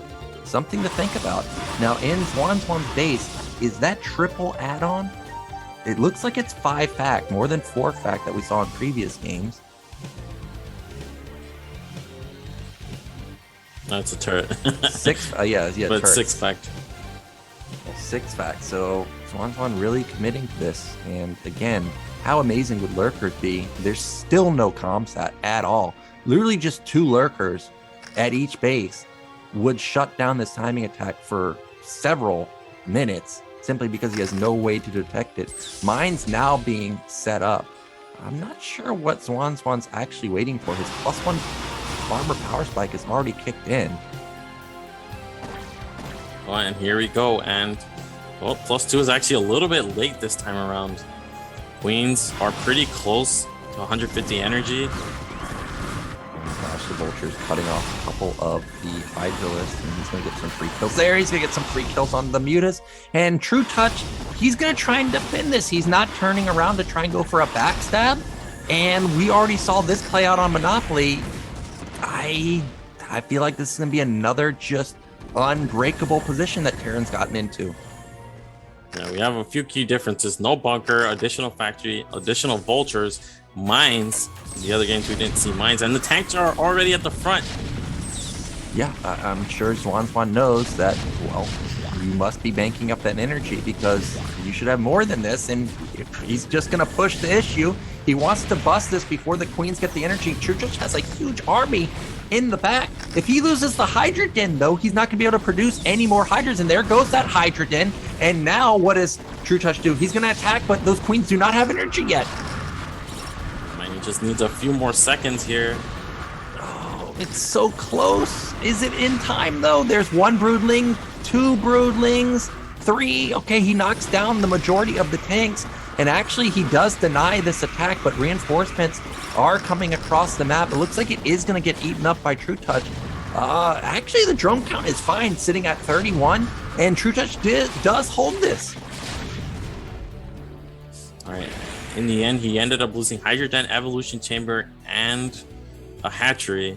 So it still got some damage done, but Terran lost the entire army. trutaCz is not running away with this quite yet because that third hasn't been saturated and he's down a hatchery. But this is a fantastic position for him. Terran is not exactly all in because Terran can follow up from this, but it's a heavy committal to a lot of things that don't scale well into the late game when you go for the 1-1 timing. And now, like you said, he's going Vulture tank. What? There's nothing stopping trutaCz from going Mutalist here. I actually think Zerg is in trouble. Well, maybe not. It depends how much energy these queens have, because you have to think he lost his Hydrogen, he lost his Macro Hatch, he lost his Evolution Chamber, he lost the Sunken, which stalls the push a little bit. So +2 weapon not coming in, and trutaCz has done 2 drone cycles now, simply because what else is going to use the larva on? He doesn't have the Hydrogen, and now all of a sudden Zwanzwan's here again with another attack. He doesn't have a lot of tanks, but he does have these vultures which can ransack the mineral line. And the queens, I know he has enough for at least one broodling. He's not going for it though. This is not the angle trutaCz wanted. He doesn't even kill a single tank there. Meanwhile, he bled off like 4 hydras, and the vultures are ransacking the entire natural mineral line. Everything's falling apart for trutaCz. It really looked like he was going to hold it, but the follow-up attack seems like it's just going to be barely too much. He's not moving with his queens. He has enough energy. Maybe he hasn't realized it. Maybe he's clicking the ones that don't. It finally realizes one queen had. But, I mean, the natural's dead. He's going to lose that hatchery, and the second macro hatchery just remade there. Yeah, and he has a Sunken in his main, 2 Sunkens in his main, which don't help him. 3 Sunkens. He's got a Sunken at his third base, which don't help you versus tanks either. And now supplies being doubled, and Zwanzwan, I think he's got this game. Curiosity. You can see trutaCz again. The second wave of Queen Broodlings is still, I don't know, maybe like 30 seconds away. trutaCz just gonna buy time, I think, with these Sunkens, but I mean, this is a lot of turrets. Terran, he's going for it. He's got to kill Zerg here, but I think just getting the natural and all the drones that were there critically is enough. Yeah, I mean, he doesn't even have to kill the main. He killed the nat, like you said, and he's got like a huge turret ring. He could just put the tanks in a circle of turrets, and sure, he would trade tanks for queens, but 1-to-1, that would be a fine trade. And now he can just have his eyes set on taking down that third base. That's half of the econ for trutaCz. He's going to go for a small counterattack, but 1 tank and a couple of vultures should handle this.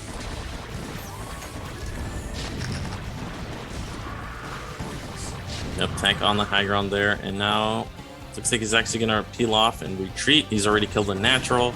All he has to do is set up a third, and it's basically impossible for Zerg to come back from a scenario like this.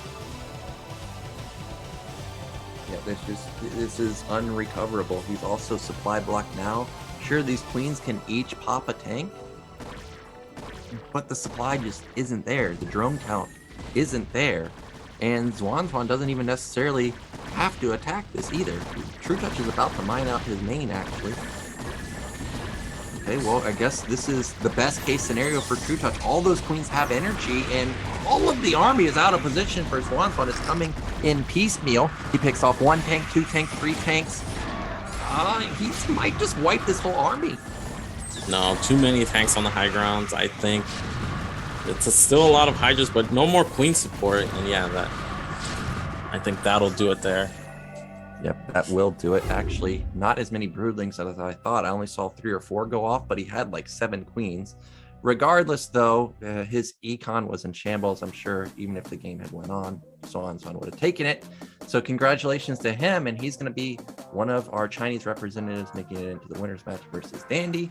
And before we get into that, of course, we're going to go into a break, and we'll find out who's going to be our first finisher into the round of 8.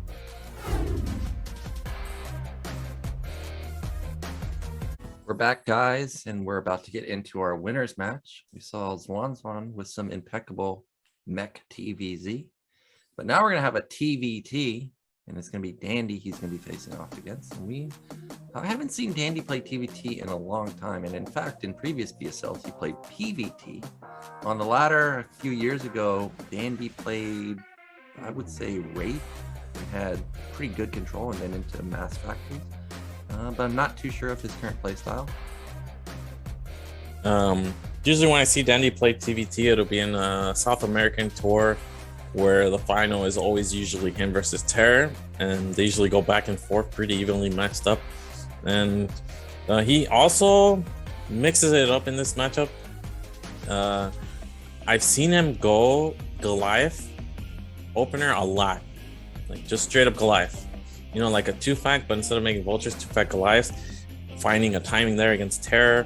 He likes to go drop. He has really good multitask, really fast at the tank repositioning in the mid game.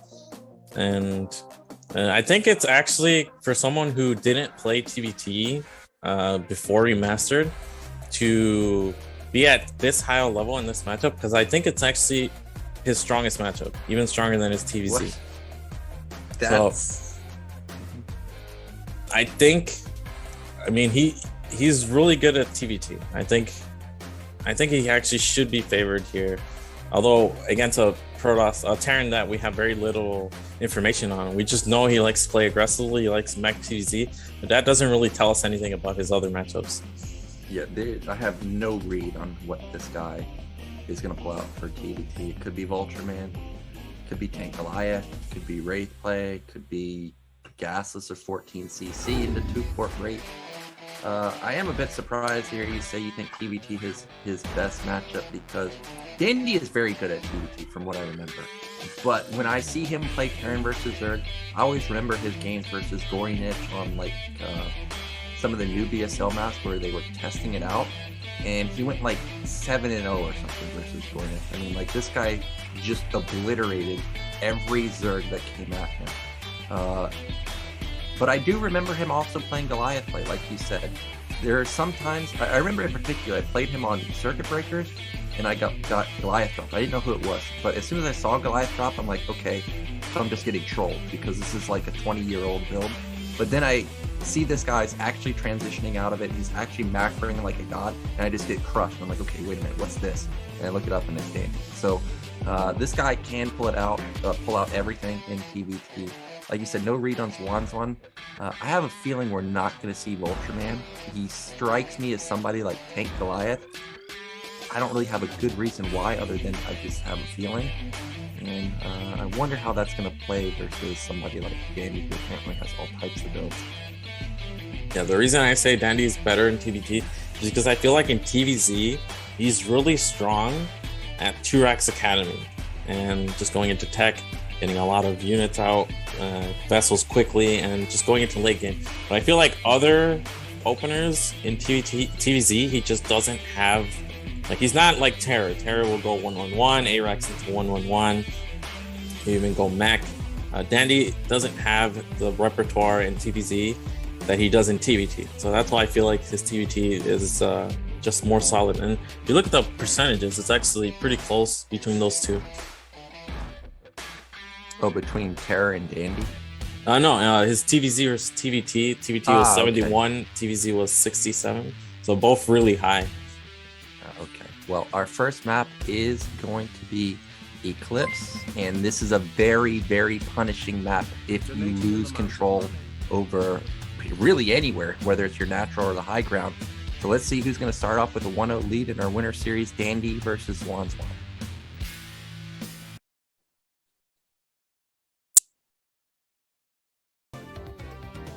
Okay, and in the top right, our Peruwian Terran, it is Dandy, I think. I actually can't. Let's see. Go, Dandy. Let's start hunting. Okay, and in the bottom left, we have SwanSwan in the color blue. Already we're up to no good. You're telling me this guy doesn't have the repertoire that Terra does, but he's proven us wrong right here. This is going to be an 8-Rax, and this is a committed 8-Rax. It is way across the map. Now you have multiple options. It can be at the top or in the middle. It can be at the bottom side of that ramp right there. It can be in the natural. It can even be in your main. And I think it's, I thought it was gonna be in the main, and this is a 6-Rax. Well, so 6 Rex. This is Oh, I don't know about that positioning though, Seriosity. A scout will see it. so what's the deal with 6 Rex? Well, for those of you that have listened to me rant about Artosis's build order notebook, in WCG 2005 US Open, he 6-racks me on Blue Storm. And that was the time I found out he had a build order notebook. And as soon as he won that game, I think I went to him and said, good thing you wrote down that build order, because I don't know if he would have remembered it. But 6 racks. I played versus Sexy, aka Speed on Afrika. Every time I get this guy, he 6 racks me. And he has such good control with the Marines and SCVs that I just outright died. You just don't have... You don't even have a Marine, really, and this guy's already going to have 2 Marines at your base. Well, that SCV is pretty fast. Yeah, and there's already a Marine being produced. Dandy's even pulling 2 additional SCVs. I don't want to say it's over, but any delay on the racks is a big deal, and we're going to really test Zwanzwan's micro here. Also, we're going to test Dandy's usage of his SCV control too, because you want to pull the SCVs back anytime you can. This is phenomenal control so far, actually, from both sides. The SCVs have done a decent amount of damage to the Marines, but you can see because of how fast these Marines are. Look at this. He has 2 Marines, 3 SCVs at this guy's base before the racks is even started, and I don't even know how many SCVs are mining in Zwanzwan's main. Not many. One is mining, so Dandy has eco lead right now. And he hasn't lost any Marines. Now the mischance here can be pretty brutal. Looks like Daddy loses. I can't tell. 3 Marines versus 1. There's only 1 SCV for Dandy here, but it doesn't matter. You're saying it doesn't matter. He even gets the Marine with the SCV. It's 3 versus 1. Again, you gotta... In these small fights, the mischance can be huge. That's the only way I can see him holding on here. Looks like he picks off the last Marine. Yeah, but the issue here is the SCVs. Dandy's up workers now, and 4 of these SCVs are mining, and 1 of them falls, and now it's 10 Marines, or 10 SCVs to 7 SCVs, and the whole time, Zwanzwan's mining gas, which means he's not even mining his main efficiently right now, because he can't even build a factory. He doesn't have the money. If he loses this SCV, oh my gosh, it may just be lights out, because he can't even afford a Marine. He's got to save every SCV he possibly can. Well, yeah, this is why 6 racks is so hard to stop, especially on maps like Eclipse, because it's just so fast. I don't think I've seen, well, at least in my games versus Sexy, he did not pull 3 SCVs like that. He just pulled 1 additional. But those 3 SCVs buffered so much damage. Now, this is a mistake, but luckily for Dandy, it just doesn't matter because he's already up 4 workers. And now it's going to be the factory timing. Looks like we have enough for Zwanzwan to get the factory. Dandy isn't even that delayed, to be honest. And looks like what? How did Dandy win this fight? I don't know. Where did those Marines go? Now there's no Marines for Zwanzwan. He's got to build more, which he doesn't want to build. More SCVs are going to die. Look at the control. He takes out another SCV. He may even get a second SCV. Look at the micro. Look at the moves. 17 to 10. And the factory for Dandy isn't even that much slower here. Yeah. That's what hurts the most, is when you watch the replay, you're like, okay, well, my factory must be faster, right? No, it's not even that much faster. And Dandy's just up 7 workers. Yeah, Danny, I mean, the Marine and SCV control there in those early fights was phenomenal. And now, this is another thing to think about, is Zwanzwan's in the dark, right? Like, he doesn't know how many Marines are being built, and he's built 3 more. Now, what do 3 Marines do for him in this scenario? Like, okay, he's going to kill the racks, or he's going to push the racks back. That's fine, but Dandy doesn't even necessarily care what he sees in here. He knows you can't have anything. Yeah, Dandy floated that racks, getting scouting information. He's even expanding. That's how far ahead he is. And Zwanzwan is actually supply blocked here, so he can't even make additional vultures. Just went into add-on. Gonna try and expand, but He's expanding with 13 SCVs. Yeah, you just don't have saturation. And TVT, well, I guess you don't necessarily need to mine that much gas if you just go straight vultures for a long time. But he's not going to be able to saturate his natural. He's obviously going to be undersaturated in the main too. He's got an add-on. I don't know what that's going to be. It's going to be for, I'm guessing, it's probably speed, because mine's not going to help him. Yep, and he's just going to go into this mid game with a massive worker deficit. Danny's going to go into 3-fact. I think this is just a good call. He got scouting information, and if he just makes vultures, how is this opponent going to be able to do anything here? Yeah, there's just no way Zwanzwan can do anything. I think his best choice was actually to just like 2-fact on one base and just Hail Mary and pray to God that he just has more vultures, or pray that maybe he can get Goliath out faster and then maybe overrun. Maybe, but as played, he's just going to be down 10 workers. He's going to be down he's actually down 2 factories. Like the 3rd factory is about to complete when his 2nd factory starts. Everything is massively ahead for Dandy. He can do whatever he wants. What would have been hilarious is if he put down a starport and builds 1 Wraith, because then it forces Goliath, which you don't even want in TVT. You want to build as many tanks and vultures as you can. But as played, he's just going to go into an armory. Well, this 6-fact, it's pretty impressive the amount of damage you can do. Kind of reminds me of like 7-gate, 7 pylon, 7-gate. Also very common on this map. I don't know what it is about Eclipse, but it just seems like you're getting everything really fast to go for an attack, and it's almost guaranteed to do damage. It's just how much really what you're factoring in. Well, this barracks may come in here and see like only 3 vultures, and what would be hilarious is if Zwanzwan just goes for it and then gets greeted by these 4 vultures in the back, 3 in the main that are already waiting. So Zwanzwan may only see 6 and think, okay, well, that's manageable. Am I not as behind as I think I am? Like you can see it's 6 versus 6 right now, but unbeknownst to him, there's already 4 others out on the map, and this is probably going to be the game-ending move. Yeah, 3 factories versus 2, and vulture versus vulture fight is there's no mercy here. Once you get overwhelming number, there's no way for your opponent to make that up, and yeah, you can just see how easy it is. Yep, this is pretty much as expected. It's too much of a deficit. To be down 7 workers when you only have 10 workers, I mean, you just can't recover. There it is, GG. And Dandy, brutal opener, and he just brought it to Zwanzwan, and he's already up quickly 1-0. Yeah, 6 racks. Not something I've seen a lot. Yeah, write that one down. I mean, I know it's hard to remember. Build the barracks on 6, build Marines, man. Apparently that's all you have to do, man. I mean, it is really brutal, and it hits so fast. And now all of a sudden, I would say this eliminates what all the remaining 2-player maps in BSL for Zwanzwan, because after that game, there's no way in hell I'm picking a 2-player map versus Dandy. So that eliminates Butter.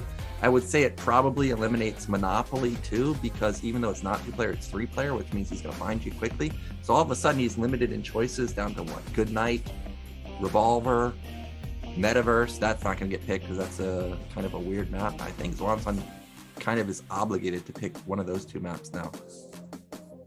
Yeah, I mean, for someone who's been usually the aggressor in all the games we've seen, to get 6 racks like that, I feel like when you're usually the one who's being aggressive, right?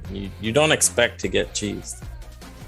Yeah, you don't. And I have to say maybe that's not the opener that I'm used to from Dandy, but in terms of being aggressive and going for map control, I mean, that's what Dandy does in TVT, because he realizes how important map presence is in TVT. And now after the Zwanzwan got brutalized like that, if he's on the back foot, regardless of how openers go, I'm going to favor Dandy in this matchup. Like, we didn't even get to see Zwanzwan's game plan, but just simply because I know how a lot of players react now, it's like, oh, I got to be careful versus this guy. It's all of a sudden going to throw your typical gameplay off that I think Dandy just has a massive advantage going into our games 2 and 3.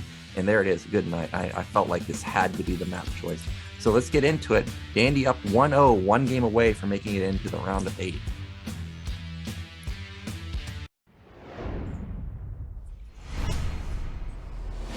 Okay, in the top right, up 1-0, it is Dandy. And in the bottom right, down 1 game in this series, we have SwanSwan. Yeah, so vertical spawns here. Good Night is a map that is very punishing if one player gets mid-right, for example, especially with spawns like this. And I feel like Dandy's probably going to get into that position faster. So I'm already a bit fearful for Zwanzwan that he spawned this particular scenario. Now, before this group started, you know, liquid bet, I always make the picks who I think is going to get out. I actually picked Dandy and trutaCz to both get out because I felt like Dandy would be a good matchup against SwanSwan, and based on what I've seen from JayStar PBT, I thought Dandy had at least a good shot. And then I felt like trutaCz ZVP, he would be favored, and then it would just be maybe like a coin flip between him and SwanSwan. So I felt good about those 2 picks. I'm really feeling good now that Dandy's 1 game away. Yeah, I think Dandy, unless something catastrophic happens here, or whether actually Zwanzwan's just a god in TVT and just got thrown off in the first game, I think this is, if you want to bet some money, you're betting on Dandy here. This feels like a pretty solid bet, I would say. Now we see gas for Zwanzwan already. Meanwhile, no gas for Dandy just yet. He does like to go gasless quite a bit. Now this will come down to whether Zwanzwan has watched Dandy replays or not, because at least in my experience versus Dandy, when he goes for gasless, a lot of times it's a starport follow-up, whether it's 1 port or 2 port. But meta has changed a lot since Circuit Breaker, so it could be factory flood, but in general, I remember him doing that quite a bit. I recall a game he had against her where he went 1 Rex, and then he followed that up with 1 factory, 1 port, and Terra went just for vulture mines, and the Wraith can be very annoying. Well, are we gonna have an eBay block? Nope. Dandy got the first shot off, so he's gonna have to back off. There's the command center. Ooh, we've got shenanigans. Zwanzwan got lucky with the first scout, and now he is not pulled off of gas. And one of Light's tutorials on YouTube is when you see somebody going for gasless, what you can do is proxy a starport. So we may actually see Zwanzwan go for something like that at top middle or so. I've seen 2 different kind of responses with the 3 on gas. Sometimes you see proxy factory with a barracks float, and then you produce tanks with quick siege and try to abuse that. And also what you mentioned, the proxy starport to get quick race into their base, and also the vision they provide. But Dandy manages to see 3 SCVs on gas. This is absolutely massive. Yeah, he sees that this is going to be machine shop and starport, because if it was going to be a 2-fact, it would have already been plopped down. So the only real other option is, was the second factory proxied, or is it just going to be a starport opener? And now Dandy's going to know pretty much exactly what's going on, because the likelihood of the proxy factory is kind of low. Now, I have to say, when I gasless, I'm just not good at gasless. I don't know how people stop this. But Dandy, he obviously is a fan of gasless, and Good Night is one of those maps where you can see the high ground right there kind of jets over the natural. So Siege all of a sudden is very strong here, but he can't lose his Marines. Well, we did see impeccable Marine control, but don't want to really risk this fight. He's actually making more Marines. Where's the add-on? Critically, he needs that add-on right away. Yeah, he needs that add-on or 2-port Wraith or something. I think it's going to be 2-port follow-up. Well, there's 1 at least. So for now, Dandy's pretty much just kind of mirroring the build of Zwanzwan, but he's got 5 Marines versus 4, so he's going to win this fight. And eliminating all of the Marines all of a sudden makes just, rallied tanks very, very vulnerable. So now there's really nothing to support these tanks that are rallied across. Man, they lose just 2 SCVs, which could have potentially helped repair this tank. Oh, there's the siege mode. He can just pull for this. He can surround this and kill this Zwanzwan. Oh my, are you seriously just gonna lose your tank to this? Oh, he splashes his own tank, and look at that CVs go, man. Pull your Marines, Dandy. Oh, okay, he doesn't need to. Well, first tank was pretty easily defended, I gotta say, and the Wraith is annoying. He's going to be racking up kills, but you got to remember, it's 2 command centers. You can easily make that up. And you know what's funny? Marines actually don't do terribly against Wraiths. Two Marines can deflect 1 Wraith. This is already pretty low. And Danny is making his own Wraith. Yeah, I think it's going to pop out and kill this. Oh, he's very lucky that Wraith didn't pop out. And again, now it's just 1 tank that's by itself. Like, again, Dandy's gonna pull here and kill this. Zwanzwan, you need to run, man. You gotta run. You can't fight this. Okay, maybe he can. Oh my gosh, that repair is clutch. Oh, it's so clutch. It's so close. Looks like just barely got into the red. Ow. Well, okay, now Dandy has lost air superiority. Which one's the weakened Wraith? Oh my god, look at that turning shot. Look at that turning shot. How he's gonna kill 2 Wraiths with 1?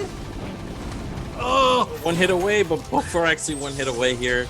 There's the second Wraith from SwanSwan, and well, Dandy's losing control of his natural here. He's repairing that Wraith.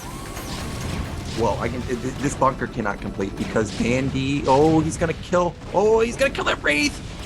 There's 2. One of them's being repaired. He's gonna deny the bunker. I think he should deny the bunker. He's gonna focus down that Wraith. There's nothing in the bunker. The Wraith survived.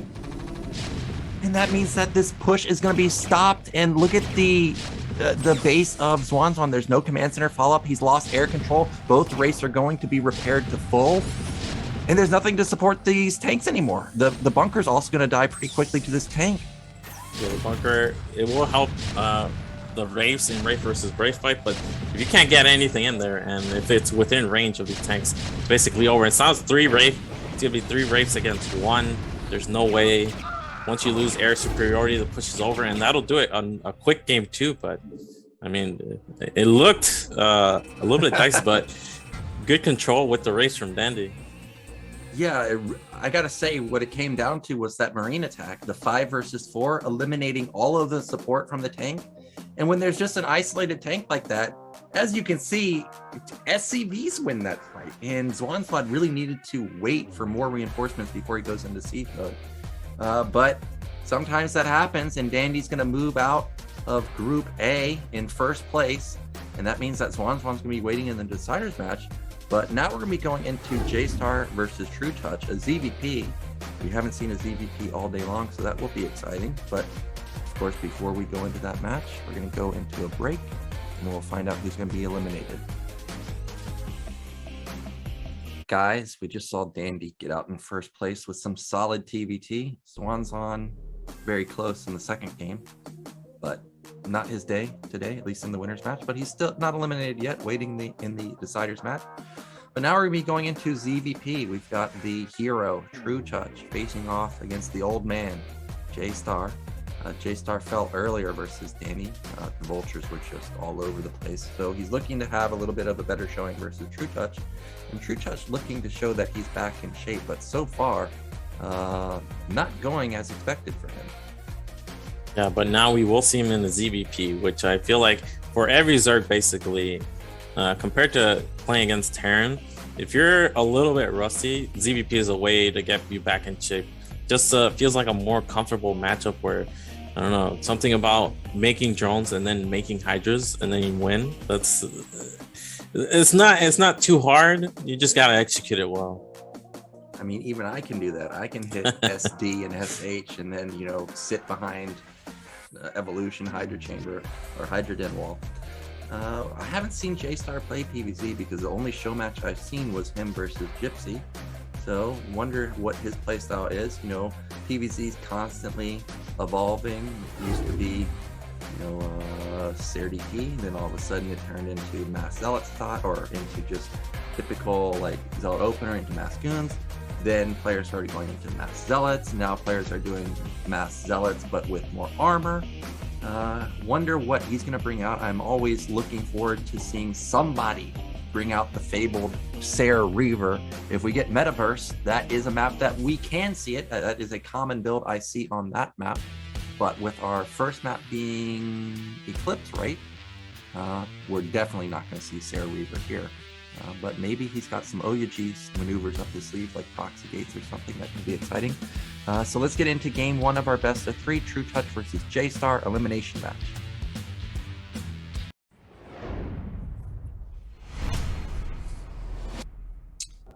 Top right in the red, it is trutaCz.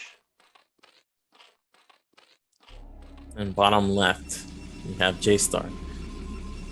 Now, Nioken, I have a question for you, and it's gonna completely, potentially bamboozle you. Bamboozle me. Okay. Is there a unit in this game that can kill itself, or a unit like a similar unit? No. Faster than a Wraith can kill a Wraith. Think about it.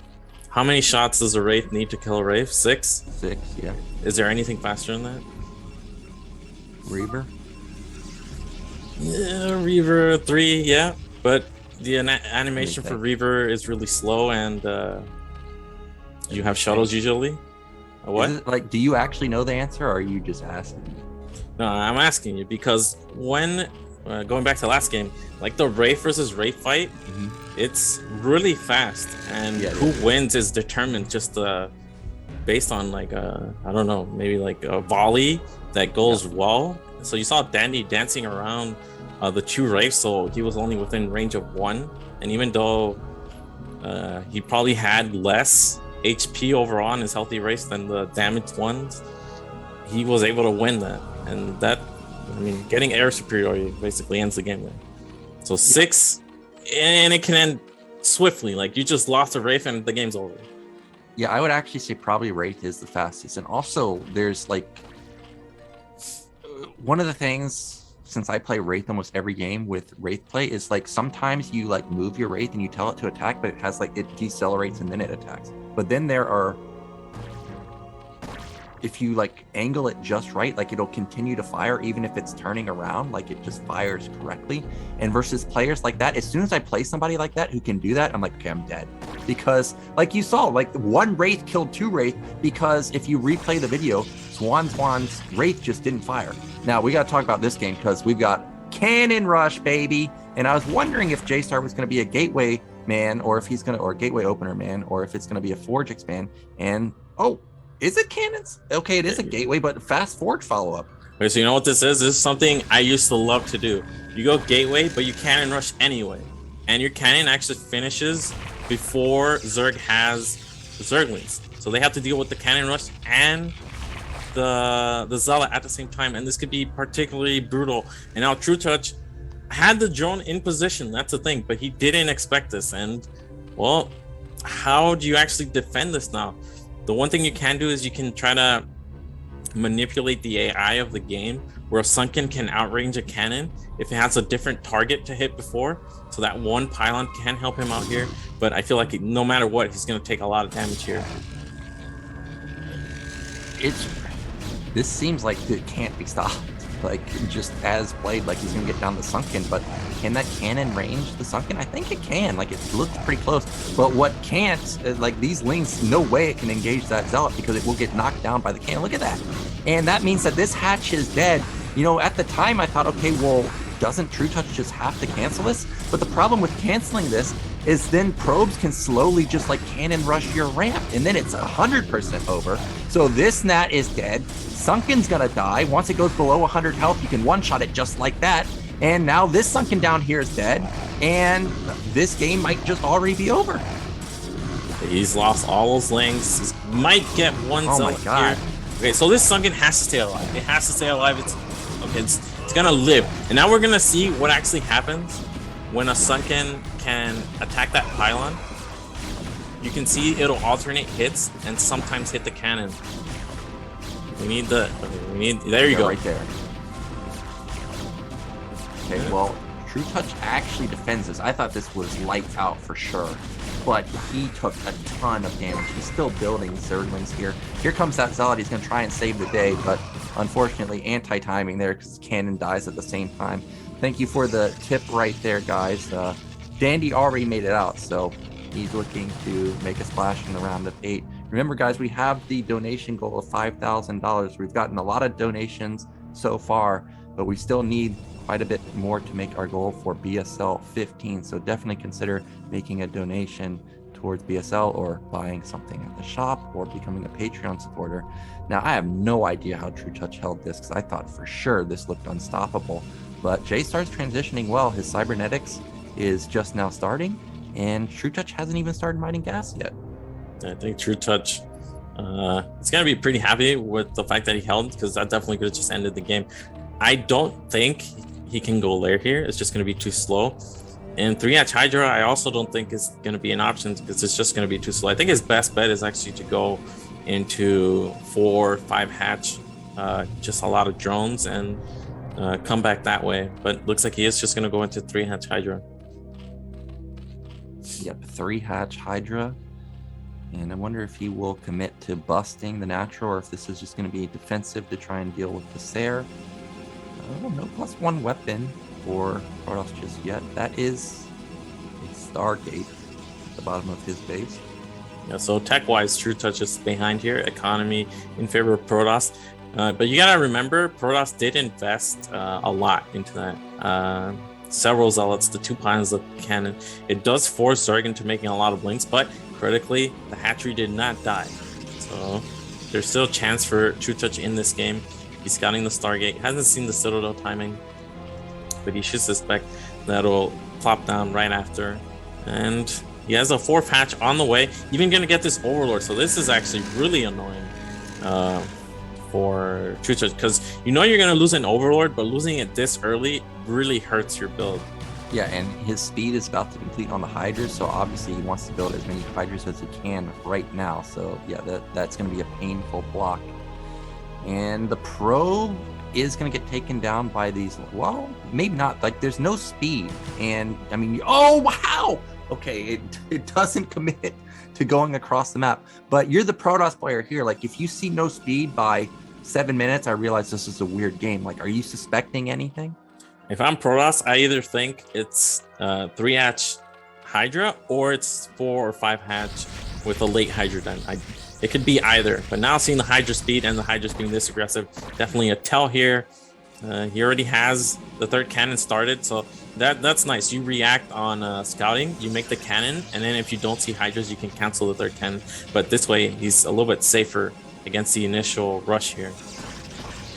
Now, I was just watching the Forge not spin the entire game, and I wonder if JayStar knows that common follow-up is 3-hatch Hydra or some type of bust, and he was planning for this all along.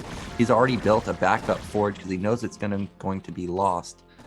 And if he did plan for that, that was great accountability there, because 100% this would have gotten denied at like 75% completion, and that would have been quite painful. Now, behind this, we've got 5th and 6th hatchery going up, and lair is about halfway done. Oh, that's an evolution chamber, actually. Yeah, we saw JayStar scouting. He saw no more additional Hydras being rallied across the map. He did invest in 3 Sairs. Usually 2 is the call, but maybe with 3 you can dive on these Overlords better, knowing that the Hydras are opposition. Don't want to lose any of the Sairs. Looks like he might lose. Nope, looks like he keeps that one alive, and now the Hydras aren't attacking. He's gonna kill 2 or 3 Overlords, potentially more here. Yeah, because all those Overlords were stacked up. There's that one's so like close. one more hit. There goes 3. He's gonna get 4 Hydras, 4 Overlords for 1 Sair. Amazing trade, and he is deep in the red now. Technically, he's still supply blocked at 44 out of 44. Damn, I didn't know Zerg could get supply blocked at 44 out of 44 too. I thought just Artosis and Terrans could do that. Well, you gotta remember, did you know hatcheries actually give you one like Yeah. extra supply. I didn't know that. What? I didn't know that. Like I played Zerg for a very long time, and then it never hit me. Because you always have the same hatchery timings. It was just expected supply until one game where I didn't have like a third hatch or something, and I looked at the number, it just seemed off. Now it's critical here. Yeah. JayStar sees the spire timing because, well, he sees that gas. Is that the third gas actually? So that's a pretty fast third gas. That's kind of a tell that trutaCz is wanting to go into Mutalisk here, and if we don't see additional Sares, just a lot of gateways. Yeah, 9 gate, that's range, but yeah, lack of Sares is really gonna hurt him, and the natural is completely open to Muta harassment. Like cannons are not in the greatest position there to defend harassment, and also Eclipse just in general is hard to defend harassment from Mutas at the nat, whether you're Terran or Protoss. So he really needs to ramp up that Sare production. We see trutaCz is starting to use some of his gas. Don't know if that was enough for Mutalisk though.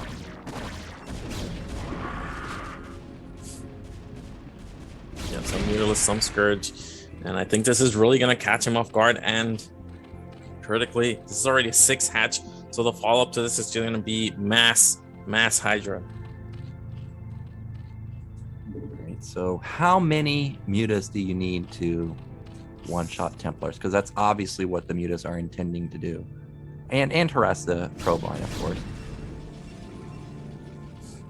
The Templars have 80 health overall. They won't have armor or shield upgrades here. The Mutalisks do 9, so that's 10 Mutalisks to reliably one-shot them.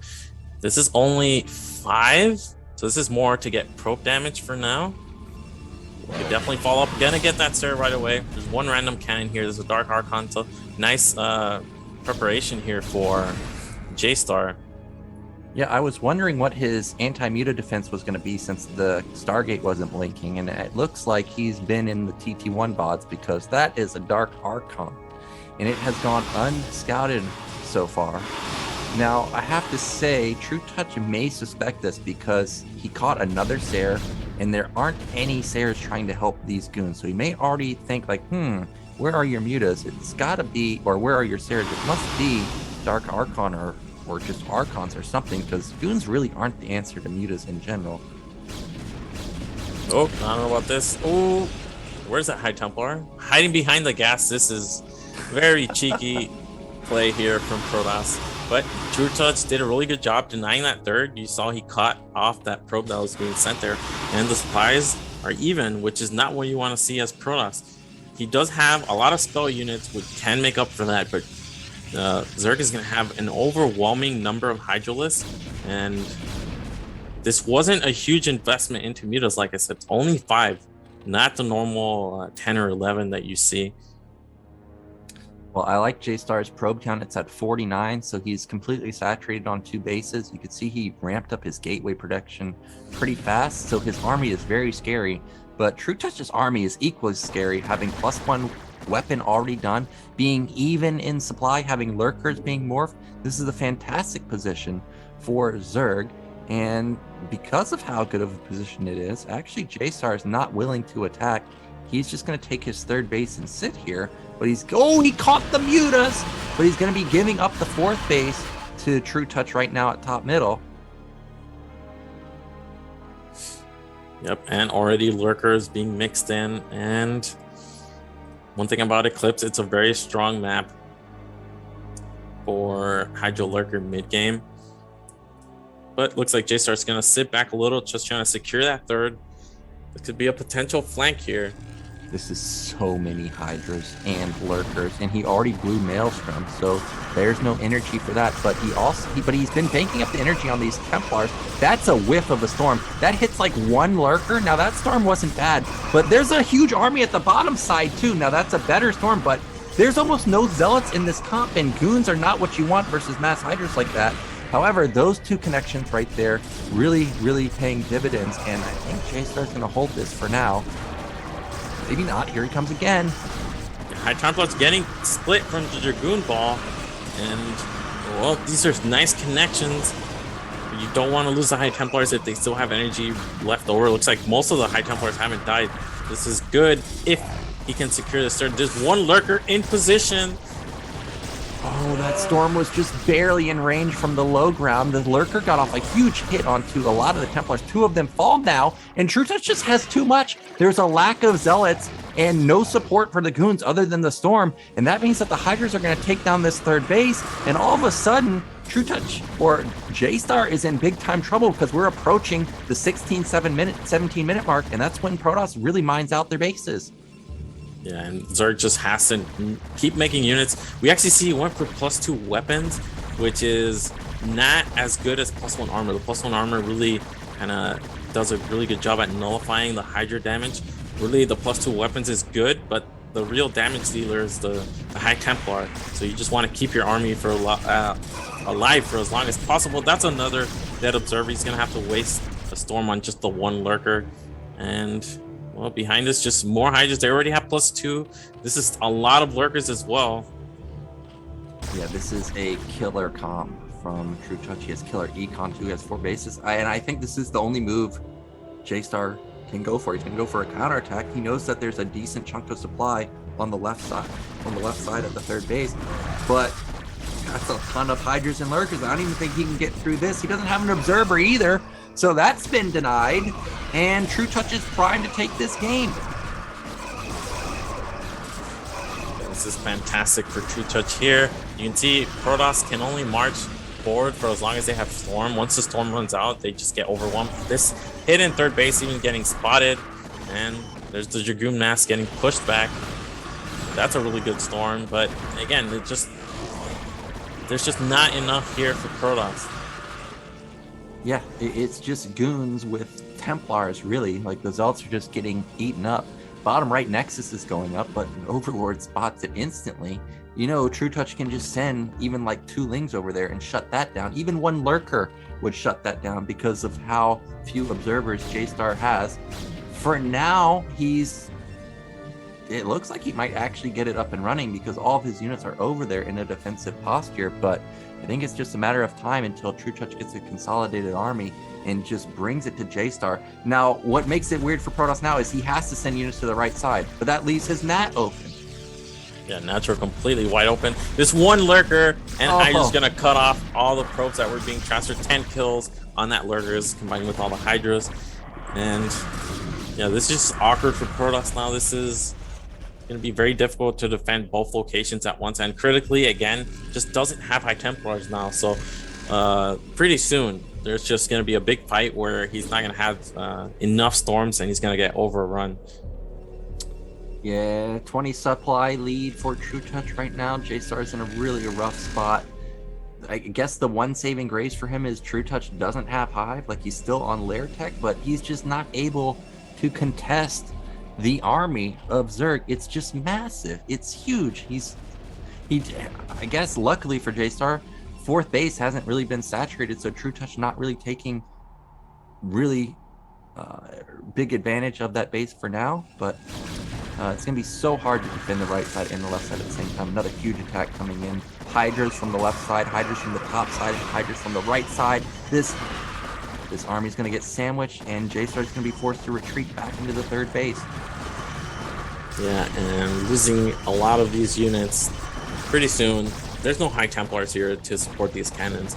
It's just going to be a large amount of Hydras busting up this ramp, just like we're seeing. I think there's 1 High Templar in this reinforcing army, but you can see the ground army that supports it is going to die before even a storm gets up, and 3rd base has been broken through. Yep, now the probes are starting to get taken down. Hydra's going to eliminate all of them. Natural's basically mined out right now for JayStar. He's essentially not mining anymore.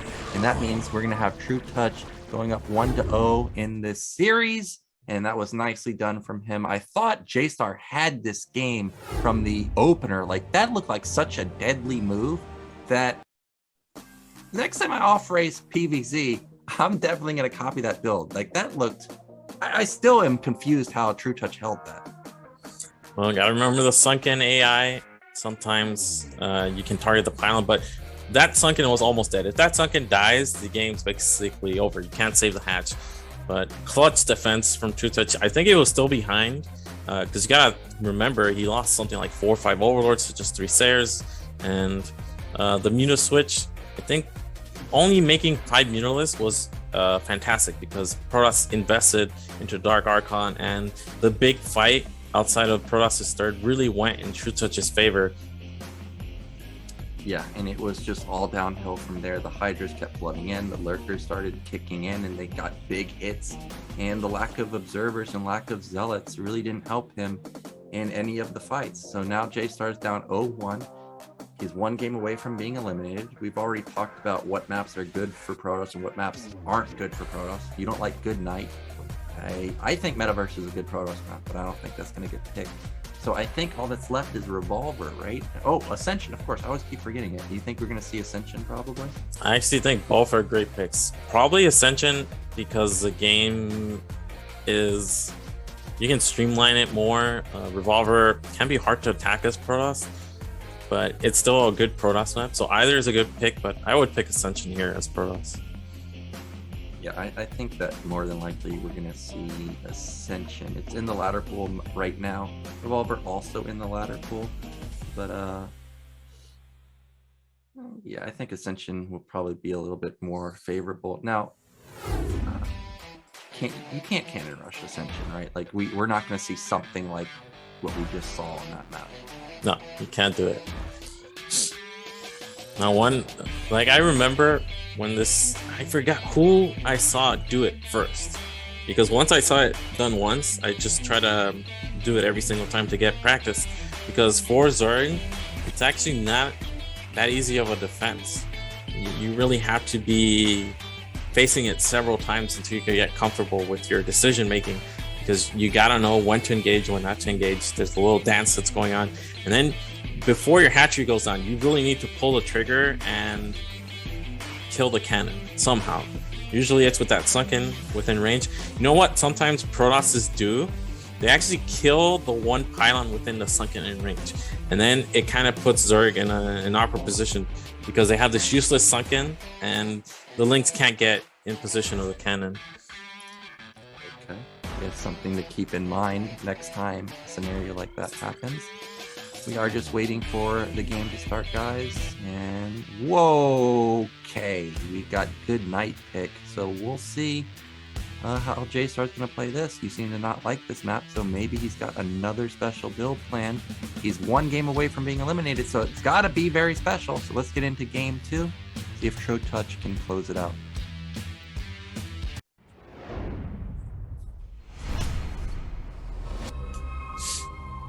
Okay, in the top left, up 1-0. It is trutaCz. And in the top right, with the map pick of Good Night, we have JayStar. And I'm completely shocked. Yeah, well, what makes Good Night so bad? Like, as somebody that just looks at it in like as an outsider's perspective, like there's high ground, like there's altering high ground, like sort of similar to Ascension, right? But Ascension is clearly the better map. So why is Good Night so bad in comparison to Ascension? On Ascension, every base you take has a gas. On Good Night, you have the close third mineral only, which is on a low ground. It has reduced patches and no gas. Makes it really awkward to take that base. Looks like JayStar is going for the Overlord Scout, and good call by him. Sometimes on 4-player maps you see this. Another thing, Good Night is basically impossible to get a good split because of those mineral onlys. If you're talking about late game versus Z that has Hive, taking those mineral onlys is really painful. 1, it's hard to defend. 2, doesn't really help you too much. And it looks like we have the forge. I thought it might be a gate, a 10 gate, but it's actually going to be a 10 forge to get that early scout. And trutaCz actually went for a 9 pull with a gas trick, so it's going to work out wonderfully for JayStar here. Yeah, luckily for JayStar though, he gets a first scout off, and he is going to come down and put down that cannon, so won't take probably any damage at all. We'll see how many lanes actually get built. We see all of the eggs morphed at the same time, so it's going to be 6 lanes. And there goes that drone. Put down that hatchery. A double cannon. Standard response. Sometimes if you can get a one gap wall, you'll see protosses go one cannon gate and plug with a probe until the zealot is out. But double cannon is very secure. Yep, this is definitely the safe route. There's no chance of Lings doing any damage here. And one Ling stays back to kind of keep this probe at bay. trutaCz is going to come in here and see that there's two cannons, and okay, he's going to lose one Ling and back off. There's a Nexus for JayStar, and now I think he actually made too many probes, because you actually want to cut probes so you can get your Nexus at 14 or 15, and then that'll allow you to skip this pylon and get your core at the natural, so you can streamline your tech to be slightly ahead of Zergs for a small like a small probe cut. But he's going for the pylon and still making probes. His tech is going to be slightly late, but he's still fine because Zerg, of course, went 9 pool and didn't accomplish much really. Yep, meanwhile, trutaCz is taken mid-left, which we have to point out is one of the bases that has gas. And we know that trutaCz did use that gas on Eclipse. He used it for mutas and for a lot of lurkers. He also did not take another main or natural, or bottom left, I mean. Bottom left natural. So it's not going to be split nap scenario. It's going to be more aggressive play. And speaking of aggressive play, there's the Hydra Den. Yep, and no scouting information from JayStar. Now, these links won't help him. trutaCz deny the scout. There's a natural being set up finally. There's one zealot. Now this zealot, oh, can it get the Ling? This is actually pretty important. No, it looks like it's gonna get pulled back. JayStar's tech is a little bit late here. Yeah, Overlord hanging around the main to see what the tech option is. Still hasn't made a decision yet. Okay, there it is. There's the Stargate. Now, the Overlord is sitting outside of the natural, like literally just sitting there. And I watched a shuttle tutorial a long time ago when I was trying to learn PvC, and he was talking about how if this Overlord's sitting outside your nat, you're getting busted by Hydras. So maybe JayStar is thinking that something's already coming, because for sure the Corsair would find that Overlord and pick it off. Yeah, so nice pullback there from trutaCz, even if it is a fake. The second zealot, absolutely key. Now, we're around the time when Zerg should have speed if they went for Lair and then followed up with Zergling speed. So not seeing speed right now should be a pretty big tell for JayStar that this actually is 3-hatch Hydra. Well, Zealot's going to come in here. Ling's going to try and push back the Zealots as long as they possibly can, but the Hydras are going to be spotted in just a second, and he's going to see speeds already done. He's going to lose all of the Zealots pretty much for free, only getting maybe 5 Lings, and that's it. And now he's going to have to run away. Thought he might have kind of branched off one of those Zealots to trying to get in the main, but not the case. There's that first Sair, and already he's preemptively building another Forge. I didn't see if it was spinning earlier, but it's definitely not spinning now. Yep, 4 cannons. The thing is, you actually need those Zealots to hold off this attack. The Zealots will, in supporting the cannons, do a really good job at like blocking Hydras that are trying to get within range. The cannon placement is actually good. It's not right up against the wall. Hard for Hydras to pick that off without, like the AI without range is actually pretty hard to control. Looks like he spotted the 4th hatch and he's scouting with that Sair. So maybe he's confident this isn't going to be a bust, but yeah, there we go. It just cancels it. Hydras with range can easily outrange the cannons. Yeah, he started +1 armor there for a second. I'm like, am I missing something? Like, isn't this Forge going to die? And well, the answer is yes, he canceled it. And now he's building 7 cannons to make sure that he does not die to a bust. Behind this, multiple gateways going down. Forge with +1 weapon is about halfway done. Oh, actually, trutaCz is committing pretty hard here. He's continuing to build Hydras out of all of his hatcheries. Oh, still at 21 drones. He's going for the Zealots, not blocking. Look how easily those cannons go down. We didn't have the block. I feel like JayStar just a second. He was looking elsewhere, and I mean, this is This is danger zone. Yeah, and now just a single pylon is going to be supporting these these cannons. He's going to poke in again, takes down another cannon. There's only 2 remaining. There's only 2 zealots also in his gateways. I don't even know if they're complete just yet, so we're not even sure if zealots are coming down to reinforce here. DT is coming out. Is there an overlord? Yes, there is. So the DT might be able to sneak out, but probably not. That cannon's going to get denied, I'm pretty sure. First Templar is out, but doesn't have the energy. The Hydra's moving back and forth, doing such a great job. He's going to pick up another cannon, and there's only 1 cannon left, but there's only 5. Okay, there's, yeah, only 6, 7 Hydras, actually, and I think JayStar's just going to die right here. And you can see how badly he needed those zealots to block. He's having to rely on probes, which don't do as much damage, and the attack is never ending here for trutaCz. Can any of these cannons actually get up? Looks like the High Templar has enough for a storm. The Hydras do die. The DT is finally here. Yeah, but the DT has been spotted, and it's going to be pushed back too, and none of these cannons are done. That's a good storm. I guess it did as much damage as it's possibly going to do. The DT gets taken out. The probes are trying to buy as much time as possible, but JayStar, none of his buildings are complete. He's got a lot. Well, he actually doesn't have a lot of money. Half of his mineral line has been pulled off. Looks like these 3 cannons will actually get up and running. And for now, the game will go on. I think now trutaCz is just going to try and transition out of this. Oh, this is going to be so many drones from Yeah. trutaCz. The thing is, it's still not over. Okay, it looks like trutaCz isn't going to commit there. Because cannons alone actually do a terrible job against Hydras. They take full damage. It's only like 20 Hydra hits to kill cannon versus like 32 to kill a zealot. So you need those zealots to buffer for the cannons on top of blocking, which is their main objective there. But yeah, you can see how quickly trutaCz can just make a round of drones. It's already at 28. Another round, he'll be at 35. Yeah, Sarah sees it though, so he at least knows that the pressure is over. And despite all that damage, I have to say JayStar's probe count is pretty good. 37 on 2 bases. That's fine. Really, you're only looking for like 3 to 5 more, and that's basically perfect saturation. He's also got 4 Templars already built, so they're just going to be hanging around, building up that energy. All JayStar really needs to do now is build up his gateway count. He's up to 4. He's got 5th and 6th coming.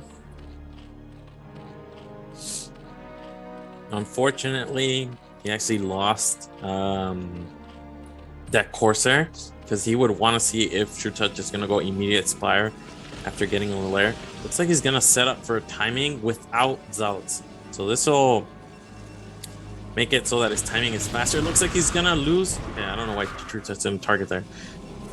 Instant Archon. So yeah, this to me indicates he's going to go for a timing within, I don't know, the next minute or so. Yeah, I think he's got to go because he knows that Zerg is powering right now, so he doesn't want to miss his window of opportunity to catch him while he's powering, and he has a lot of Storm available. Like those Templars, even though they're now just at 3, they may have double Storm because it's been so long. And he does have, I think, +1 weapon done. I think +1 armor is about to complete too, so he's going to have a pretty strong power spike. He just needs to get more Zealots in this army. I mean, look at it. It's tiny. You need more supporting cast. Yeah, and I think trutaCz is actually going into Mutalisk. I actually don't see any Spire, so it's just Lurker, which is also good because protoss, if they want to go for this timing without Robo, it'll really backfire. Finally have 3 on natural gas, so at least we have that covered. But yeah, I don't see a Robo anywhere. Yeah, Robo nowhere near done. Okay, just now started, so that's bad news there for JayStar. What's also bad news is JayStar, even though his probe count is decent at 39, he's down workers versus trutaCz, who is sitting at 40. So his econ is really rolling. JayStar still has 7 gates, and the lurkers are just barely going to complete in time. And unfortunately for JayStar, he's going to have to turn around now.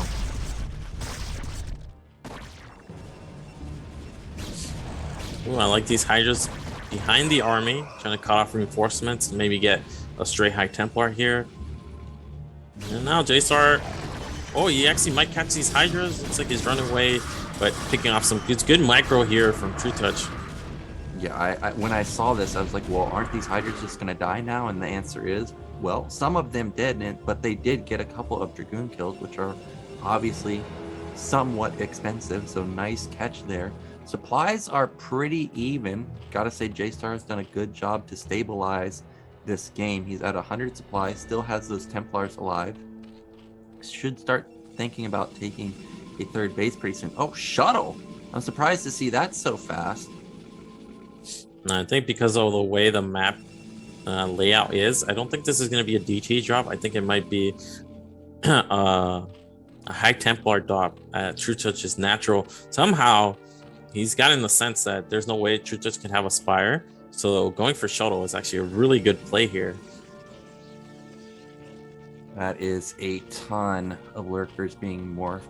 And he's going to have... It's obviously going to be great for a defensive move, but if he's... I would have expected him to take like another natural if he's going to play this type of style where he looks like he's trying to like just play overly defensive and split it. But he's still in a fine position. JayStar now going to try and take his third base. Something to point out is he is expanding towards Zerg, which is usually a precarious situation for protoss. Great drone pull from trutaCz right now. He's going to lose the shuttle. DT unloads. Is there an Overlord in the main? The answer is no. Okay, here comes one, and luckily he already has speed, so maybe he can negate most of the damage done from this DT. It's like the High Templar actually still alive. It got one drone, one Hydra, but not really that much. That's a lot of Hydras way out of position, it seems like. Yeah, it is way out of position, and I don't think trutaCz, okay, he does realize sometimes even I forget about some of the units that are across the map, and those storms were great. 4 or 5 of the lurkers fall down, and JayStar's probably feeling pretty good about this. He's like, okay, I can get through that, but he doesn't know that there's about 30 Hydras across the map at his natural. Those are great storms, hit a ton of the Hydras and a ton of the lurkers, and there's really not that much defense other than these few lurkers. The Hydras might be able to take down the third base. It looks like they will. That's a good storm to kill about 6 Hydras right there. Nexus is going to fall, but we're in a weird base trade scenario. It's all about how many storms does Protoss have left, because if trutaCz can come back and clean this up, I think he'll be in a great position to clean the third. But no, it looks like there's still enough High Templars, enough storm here left over for JayStar. Yeah, those Templars in the back, I think, have like 73 energy or something. Yeah, they're about to have another storm. Gotta cast it, though. That's not bad. The Dragoons are holding up so well, despite being in low numbers. There's 5 or 6 left over. Archon being morphed. Now the drone count is exceptionally low, just at 26, but none of the hatcheries have died, so he'll be able to replenish them. Oh my gosh, I'm looking at supply. It's 35 supply for trutaCz. Yeah, it looks like somehow the drop distracted trutaCz long enough that JayStar got this fantastic position. There's a GG. Those Hydras that were on the right side of the map just really cost trutaCz the game there. Wasn't prepared for that big bust. Yeah, I thought for sure this was trutaCz's game to take. He had 3 bases, 3 gas. Protoss was taking their mineral only, which obviously doesn't have a gas, and it didn't really look like Protoss had that strong of an army. But when half of your army's across the map, I guess Storm is pretty good versus just lurkers that are kind of isolated. And I would have to say JayStar probably stole that game away, and now he's 1 game away from making it into the elimination match. But this time is going to be trutaCz's map pick. Yeah, and well, there's a few good options here for trutaCz, but I feel like he really let that one slip through his fingers. His advantage was massive from the, like, even though he didn't kill Protoss, he did a really good job at forcing a lot of cannons, and a lot of probes were pulled for a very long time. Yeah, so I'm thinking that we're not going to get Revolver, right? I think Revolver is the map that's good PvC. Ascension, yeah, not going to see Revolver. Yeah, I guess kind of that leaves Butter, right? We already saw him on Butter versus Zwanzwan. But and then Metaverse. I think Butter's the pick. I think Butter's the pick. I'm trying to figure out what's the other map. I know there's one more that I've forgotten. Turbine. We still haven't seen it. Yeah, nobody wants to pick that map. A lot of people have told me that Zerg can't win on this map. Like, they didn't even say like, oh, it's gonna be tough for Zerg. They just outright told me Zerg can't win. on this map versus protoss. So maybe that's the reason that we just don't ever see it. We also have Monopoly. Totally forgot about that. I think that could be another good map choice. I like both Monopoly and Butter here for Zerg, and it's going to be Butter, yeah. No Right, surprise guys. here. Yeah, no surprise. This is the lifeline for both of our players. One player's going to be eliminated. Is it going to be trutaCz or is it going to be JayStar?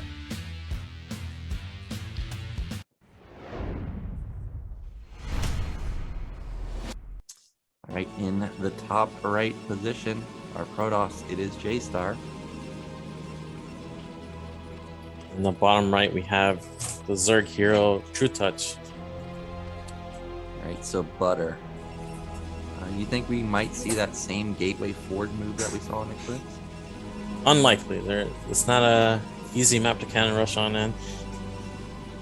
The one thing about Eclipse, you could get that position where drones can't drill through the mineral line and get behind. So it makes it a lot harder. We have seen 3-hatch Hydra twice from trutaCz. Could definitely see a repeat of that.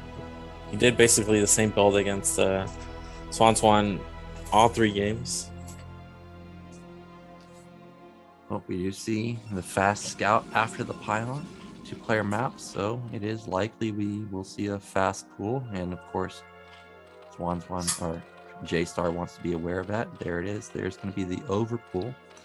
Now, when you see overpool, you can get away with Forge, no cannon, right? Straight into Nexus. Yep. So 13-13 is the common response, and he's even going to go 12 Forge because it's a 2-player map. And you just delay your sending out that probe to make that Forge for as long as possible, and you'll still have cannons in time to deal with overpool. Even if it's 6 things, like the cannons are just well within time. And especially on a map like Butter with a large rust distance like this. Yep, there's a Forge. Yep, Forge coming down. We're going to see the probe cut in just a second to get down that Nexus, and then cannons followed up. Probe has, I think, it's taken quite a bit of damage actually, and any amount of damage you can get with a drone onto the probe is going to be beneficial, because then it means, of course, the Lynx can take it down much easier. Now, we saw that those eggs were not synced up, so it's just going to be a drone and the Ling. I noticed a lot of time trutaCz likes only 2 Lings. I personally like 4, because if you push out the drone or the probe, then the Lings can just hold position and it never gets in. All right, so this was 14-14. Usually it's 13-13, but I feel like because he delayed sending out that probe on top of the map distance between main and net, I think we'll be fine here. There's no way for this Link to get in, because even one Link getting in can be very annoying, just forcing probes to be pulled here and there, even if it doesn't get any kills necessarily. Timing will be tight, but I think the cannon will be done. Just barely in the nick of time, and we saw 250 gas. And I think this is a typical gas timing for Lair. So this time around, I'm not expecting to see the Hydra Den. We see more drones coming out. 3rd hatch being placed at the other base down at bottom left. Well, probe's still alive, but sometimes you see Zerg just make the Hydra Den right in the face of protoss. A little bit less likely. Nope, just 1 per patch in the main, I think. So we're transferring already. And layer timing around 340. Perfectly standard here. Yep, meanwhile, Cybernetic score just before that. So tech-wise, they're about even. Yep, pretty standard openers from both players. Overlord's going to come in here and see that everything is pretty normal, nothing unusual. We've seen Stargate opener both times from JayStar. First time was a Dark Archon follow-up. Second game, I mean, I guess we didn't even see a lot of Sayers either. It seems like JayStar doesn't really like to build Sayers. Oh, well, I guess he also didn't see Aspire the whole game last game, but I guess something to point out is he seems to cut on Sayers generally. Well, like you said, this was a 250 gas with overpool. The fastest gas you can take and go into Lair Inspire is 335, 337, but 250 still allows you to defend with Scourge. He just has to pull away. The overlords hide them on the left side of the map, and really just play like that. And you can see trutaCz already sending the overlords as far away from that Stargate as possible. Trovo's done a good job to stay alive this entire time. We're approaching 5 minutes, and it's gotten a ton of intel. Again, another goon has popped out, and it may take down another overlord. This is giving me Oya GS vibes because this is a move that he loves to do. But JayStar seems to just really love goons. Like, we've seen a real lack of zealots in the mid game. More emphasis on the goon count. 4th and 5th hatch coming down. Lair's going to be completing pretty soon, and there's the second gas at the 3rd base. So this is potentially sneaky, trying to hide the fact that he's going to go Muta from that Ser for as long as possible. It's like a small move out here, and actually very little number of zealots. So usually Protoss has 3 zealots at this point. Yeah. Ooh, and the Citadel into 2nd and 3rd gateway, so quick speed lock follow up. And there's a Ser scouting. Doesn't see the nat gas. He does see the fire timing, and he sees it's not done just yet, so he's going to sit here and knock down this overlord, and this will be the 2nd overlord taken down since the goon already got a single kill. Now, as you stated, even though the zealot count is low right now, he went into a 3-gate follow-up quite quickly, so that 1 zealot will turn into 4, turn into 7 quite quickly. But I don't think it's going to be any timing unusual to trutaCz because we're approaching the 7-minute mark, and that's generally when Zerg start building up their defense. The thing is, this looks like Hydras. So far, everything JayStar saw will indicate to him that trutaCz is going for standard 5-hatch Hydra. trutaCz is actually going into Mutalisk here. And this could really catch him off guard. Ooh! With the drive-by, only gets 1 shot. You can hear the Mutalisk, and we actually saw a 3rd cannon going up. But trutaCz is actually going to follow us up with a really quick Hydras. But we are still making more Corsairs and getting +1, which is completely standard. Usually Protoss goes up to 6 with this opener, and he actually already has an archives as well. There are the mutas that you were talking about. It's just 5 though, which 1-shot the probes. However, that's more Scourge being built, so maybe he will go hard into the mutas. For now, it's a big drone cycle for him. He's approaching 40 drones. Meanwhile, JayStar pretty much at the sweet spot, 46 probes. That's pretty darn perfect. Looks like the natural is not that open. There's 4 Sairs with +1 weapon, and cannon is decently placed. Ooh, takes 1 down. This is annoying. This is an annoying dance with the Sairs because if you get overconfident with the Corsairs, look at that. The mutas, they just unload these Scourge. Oh, I got all of them! So immaculate control there. And even though these mutas are bruised up, there's no more Sairs now. Very annoying. That was a huge investment gas-wise for Protoss. 5 Sairs, or 4 Sairs, and +1. Ooh, well, there's a good storm. It's a decent amount. Oh, there's no way. Are you serious? Are you going to kill that Sair too? It's down to 1 shot. He gets it. And even though he doesn't kill that many probes, that was definitely worthwhile because, of course, Protoss does not want to spend excessive gas on Corsairs at this moment in the game. They want to have, 5 or so and then just build up their Templar count. So well done from trutaCz.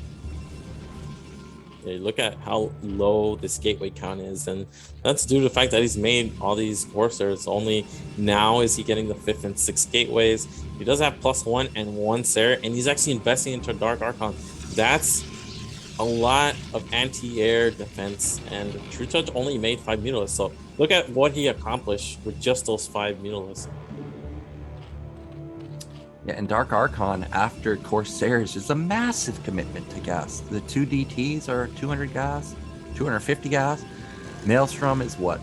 Another 100 gas. Right there. I mean, that's a massive commitment. And it takes up time in your gateways, which could have been Zealots, could have been anything really.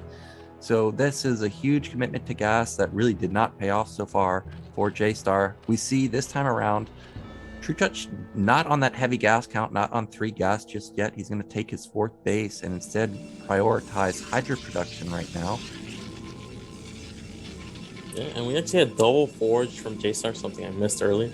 So it means he's going to have 2-1, which is a very strong army in the mid game. But TrueTouch already has +1. I think he's already started +2 as well.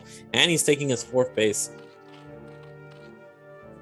Yep, 4th base. This is 7 hatch production for TrueTouch. He's really ramping up the production. JayStar, I think, is on 7 gate right now, which is definitely pretty good, but he could put down 1 more for 8 gate if he wanted. You can see he's floating a little bit of resources, about 600. Well, not anymore. He just spent it all.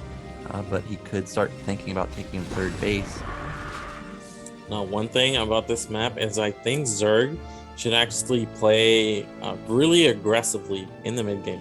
I don't think they should lurker and Hydra near their bases. I actually think they should be all the way out on the map, not necessarily outside of Protoss's natural, because it's even terrain, but just a little bit further back. That's a huge storm. Gets about 5 Hydralists and clips another 7. Like, around these ramps and high grounds, it can be very awkward for Protoss to attack into Zerg. So I feel like TrueTouch should take advantage of the terrain and have his units far forward. 2-1 is done for Protoss. So that's a huge power spike here for the Protoss army. And what's in this shuttle? I didn't get this. Just 2 zealots, that's it. Okay, well, I guess this is definitely just a diversion tactic to try and draw the units out of position. The shuttle is going to get intercepted, I think, and goodbye. And meanwhile, TrueTouch is just retreating, so this diversion tactic is not really going to work out at all. Zealots do kill a handful of Hydras, but I would say it's not enough to really change probably the outcome of a big attack. Lurkers are setting up. Well, those units are all bunched up. A good storm could change the outcome of this. And look at that flank potential with high ground or Hydra sitting in the back. Yeah, that's a good split of Hydras. And we're getting behind the High Templars. This can be very risky for Protoss to walk into this winningly.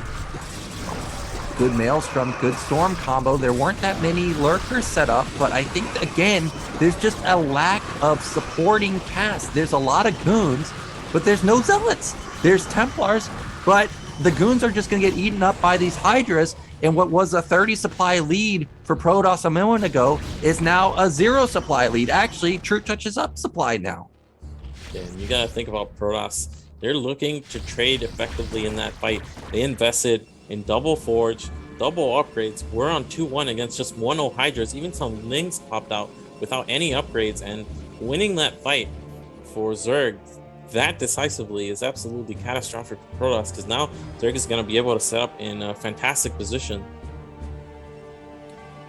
Yep, 10 supply lead for TrueTouch right now. He's on 4 bases versus a Protoss that hasn't even thought about building their 3rd Nexus just yet. And the army of JayStar is just pitiful. There's no critical mass Goons, there's no critical mass Templars, there's no critical mass of anything. And TrueTouch just won that fight before even hitting his +2 power spike. So now the follow-up attack is going to be even more dangerous. He's up worker. Oh, no, he's not up workers, but he's basically even in workers. And he's going into the mid-late game in a fantastic spot. Well, that's a nice storm there. Again, clipping a lot of Hydras. Not a lot of Lurkers from TrueTouch is the only thing I haven't seen. You kind of want to take that 4th gas pretty quickly. He could also even take a 5th base at like bottom right on top of his main. Yeah, he doesn't have the 4th gas. That's why we're seeing the lack of Lurkers here. What's that? Is maybe another evolution chamber at the natural? Queen's Nest, potentially. No, just 2nd evolution chamber. Gonna go into double Zergling upgrades, and well, there's a 3rd finally getting set up for JayStar. Yep, 3rd is extremely late. It's a 14 or 15 minute 3rd base, and JayStar is going to move out, and that's just going to trigger a counterattack by these Hydras. Going to knock down a couple cannons, maybe. Okay, he's going to turn around. Nice defense from JayStar so far. He will get this 3rd base up and running, but look at these Hydras try and maximize their damage there. Wow, that is like 9 hatch production, man.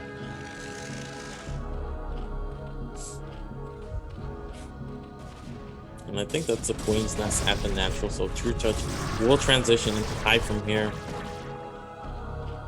triple evolution chamber with the Queen's Nest as you stated, so we're getting all the upgrades, dude. And protoss still stuck on 2-1. He should have 3-2 pretty soon. You can see it's about 75% done. Meanwhile, armor trailing along a little bit.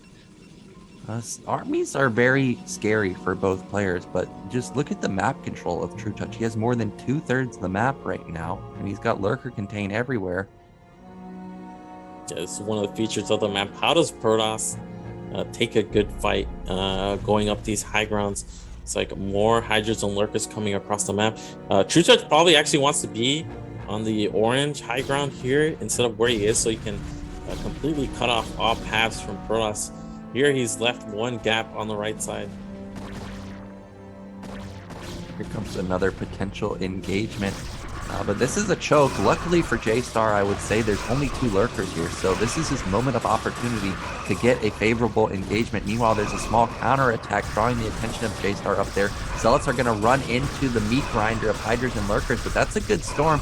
It's a lot of the lurkers so far. Where's the observer? They were a little bit too far forward. None of the goons actually finished the job on those lurkers. That's a decent storm, but not the greatest. And again, this attack is going to be pushed back.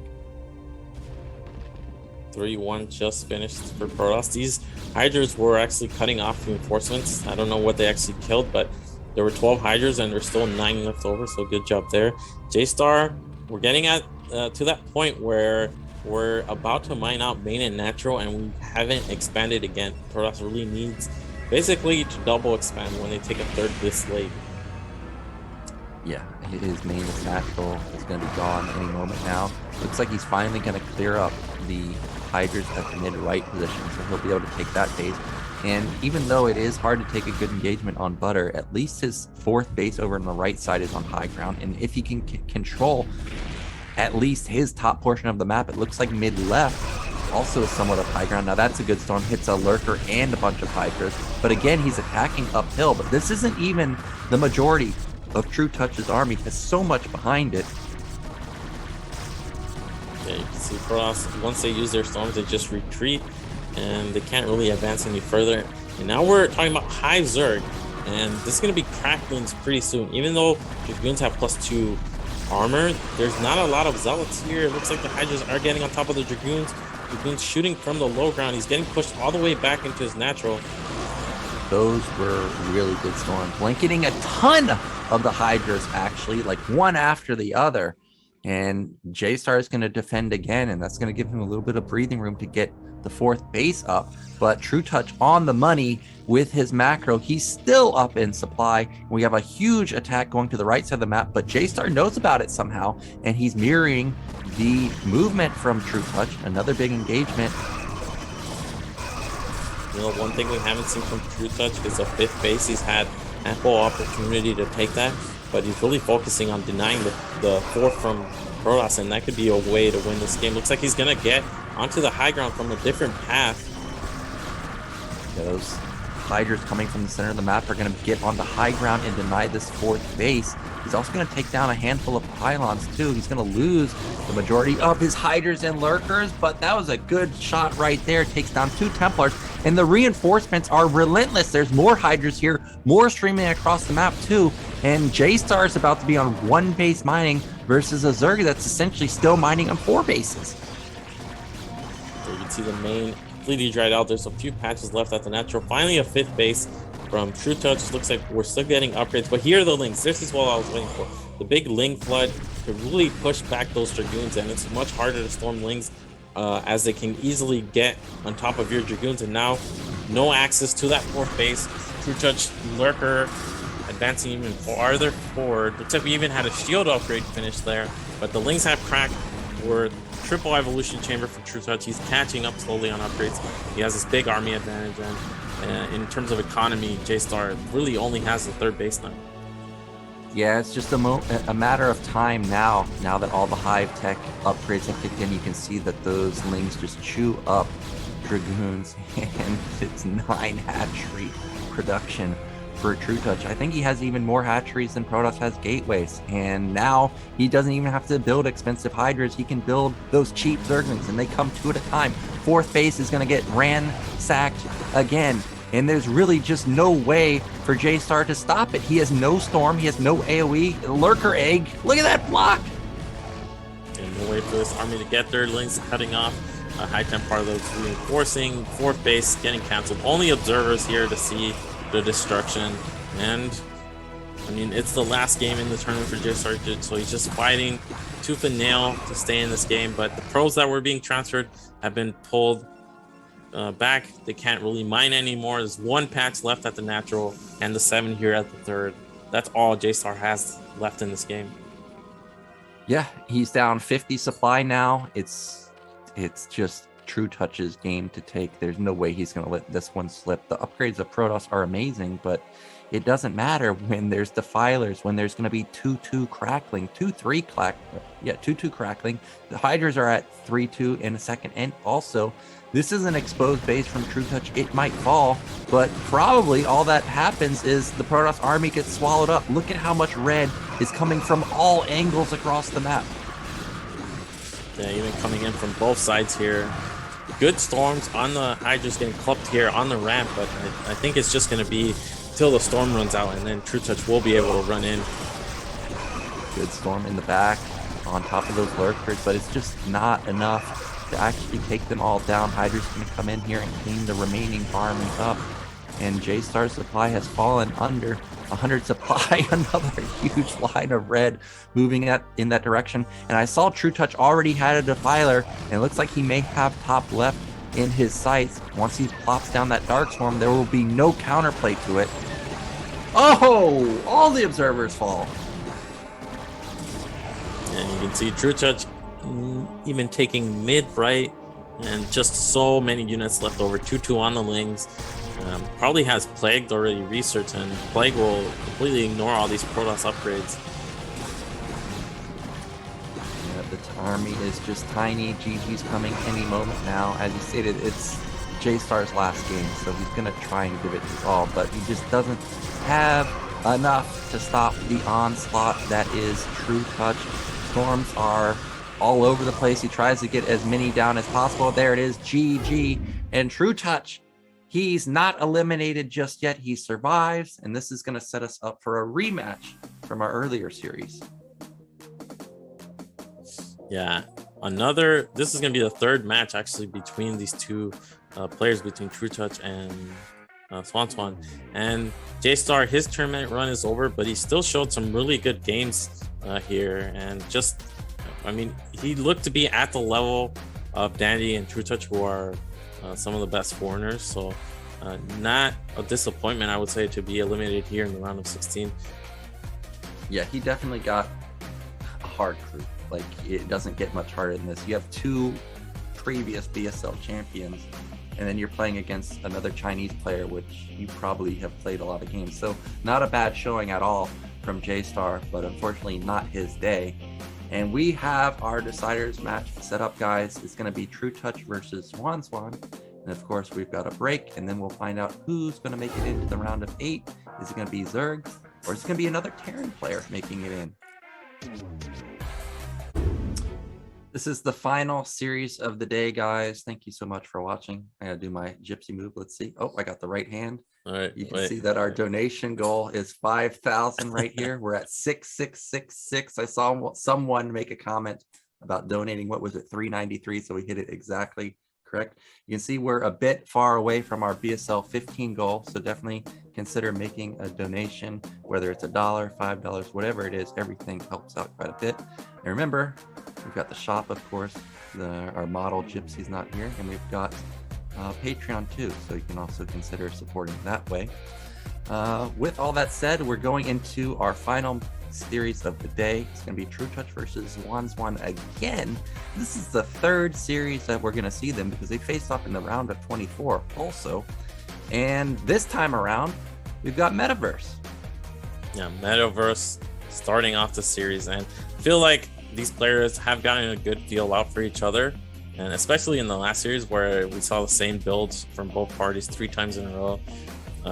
Now that they're comfortable with each other, we should see players start mixing it up. Yeah, you would expect that, but Zwanzwan's mech play is pretty powerful, so we may see it again.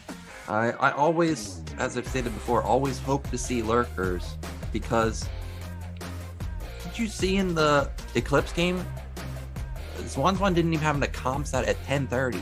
Like, he just doesn't build comsat. He just doesn't have any scans at all. I'm waiting for like even just one lurker to get set up as natural, and he just can't kill it. Like, I would really, really love to see trutaCz do something like that. Yeah, because if you think about it, a queen's nest and one queen costs the same as the lurker upgrade. So you could definitely go hydro lurker. You don't even have to make that many. One at a key location is more than enough. And it'll just shut down the big timing from Terran. Yeah, because that's all you have to do with it. All you have to do is whatever you've chosen to go for buys time for your hydras. That's it. That's all you have to do. So Metaverse is going to be our first map. Very difficult map for both sides. Let's get into this series. It's going to be trutaCz versus Zwanzwan.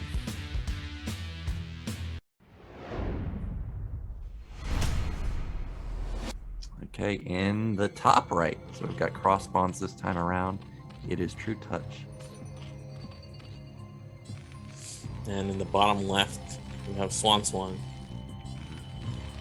Now I feel like because of the map terrain, because of the spawns, it's unlikely we'll see the same build from Zwanzwan.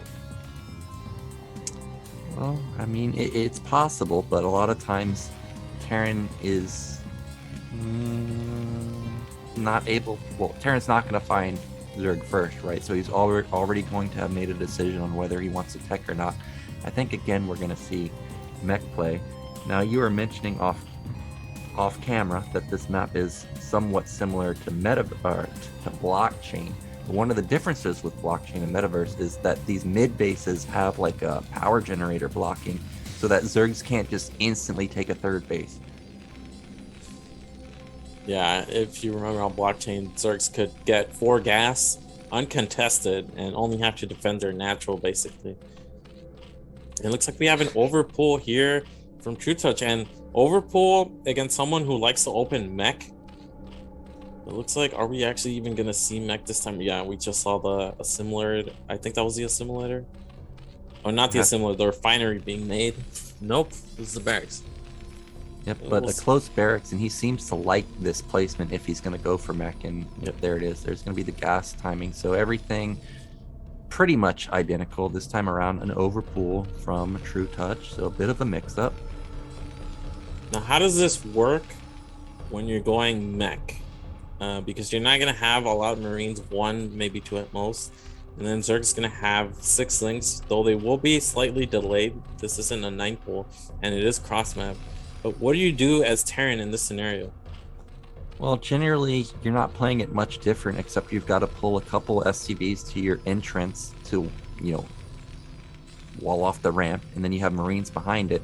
And actually, the more I'm thinking about this, the more out of all the maps we've seen where he could have gone for an overpull, this one I like the least, because look how tiny that ramp is. It's not as big as other maps like Good Night or Eclipse. Like, there's very little surface area here. So I think as long as Zwanzwan pulls, which he actually may not, because I don't know if he saw that Ling get across the map, and these Lings might be there before SCVs can get across. Okay, he did see it. So this was nicely done from Zwanzwan. Well, and behind this, we have the gas already, so it's going to be 2-hide Slayer. The Lings are arriving here. It's only 1 Marine, so they can... Okay, second Marine just pops out. Okay, he takes down 1 SCV, 2... Oh, that was good control right there. So only losing 1 SCV, that's fine. If he lost 2, I think it's kind of iffy for Terran. But what it does do is it does disrupt Zwanzwan's build a little bit, because if you remember previous games, he was literally building 1 Marine, and that's it. And then he obviously has to pull the SCVs here. So everything's a little bit delayed. Meanwhile, the lair timing is really not that delayed at all. So all of a sudden, Zwanzwan's going to have to cut something to get his armory up in time. Like, I don't think he can afford to go for vulture speed this time around. Yeah, something we've seen every single game. Would be pretty costly here. Command center going down. Now he made 3 Marines. I think he's just gonna go straight Goliath. I doubt he'll make the investment into vultures and vulture speed. Yep, there's the add-on though, and you're only getting this add-on this fast if you're anticipating getting an upgrade. So he may be going into the vulture upgrade again. The vulture is across the map pretty quickly. Did we see a sunken? Okay, there is a sunken, so he's preemptively built it, and he's gonna knock down one group of lings. Normally you would want this sunken to be a little bit more forward, but because the creep extension hadn't gotten there, because this was an overpull and the natural expansion was delayed, he just made it as quickly as he could right next to the hatchery there. And looks like we actually have Zerling speed, so something a little bit different from the other games. Yeah, this is great because this is going to disrupt the mining or the build order from Zwanzwan so badly. And if you miss your eBay timing, you're just outright dead. Now, I realize Zerg is obviously going to have low econ, but they don't necessarily need to have big econ to just consistently build mutas over and over and over. Lings get on top of one of the vultures. More lings are flooding in. The Marines need to desperately help these vultures. Really good control from Zwanzwan so far. Even though there's a dead end here, he doesn't lose any of the vultures just yet. Now one falls, but he has 4 Marines left over. And that was impeccable defense, especially since these vultures don't have speed just yet. Yeah, so huge investment by trutaCz, and really didn't accomplish much with these lings. Didn't even force a bunker out of Terran. I feel like Terran's in a fantastic position, and on the flip side, there's not going to be a third hatch for trutaCz. There's not going to be SimCity at the natural either, and this is vulture speed. Yeah, it is vulture speed, and it's going to be perfect for what trutaCz is going for. It's gonna allow him to defend these lings that much easier. More lings are flooding across the map, but now that speed is kicked in, trutaCz is gonna back off, but instead he's gonna try and counterattack with these lings that he was hiding, but those get intercepted, and now lings from the top side are gonna try to continue to come in and deal with these vultures. More lings.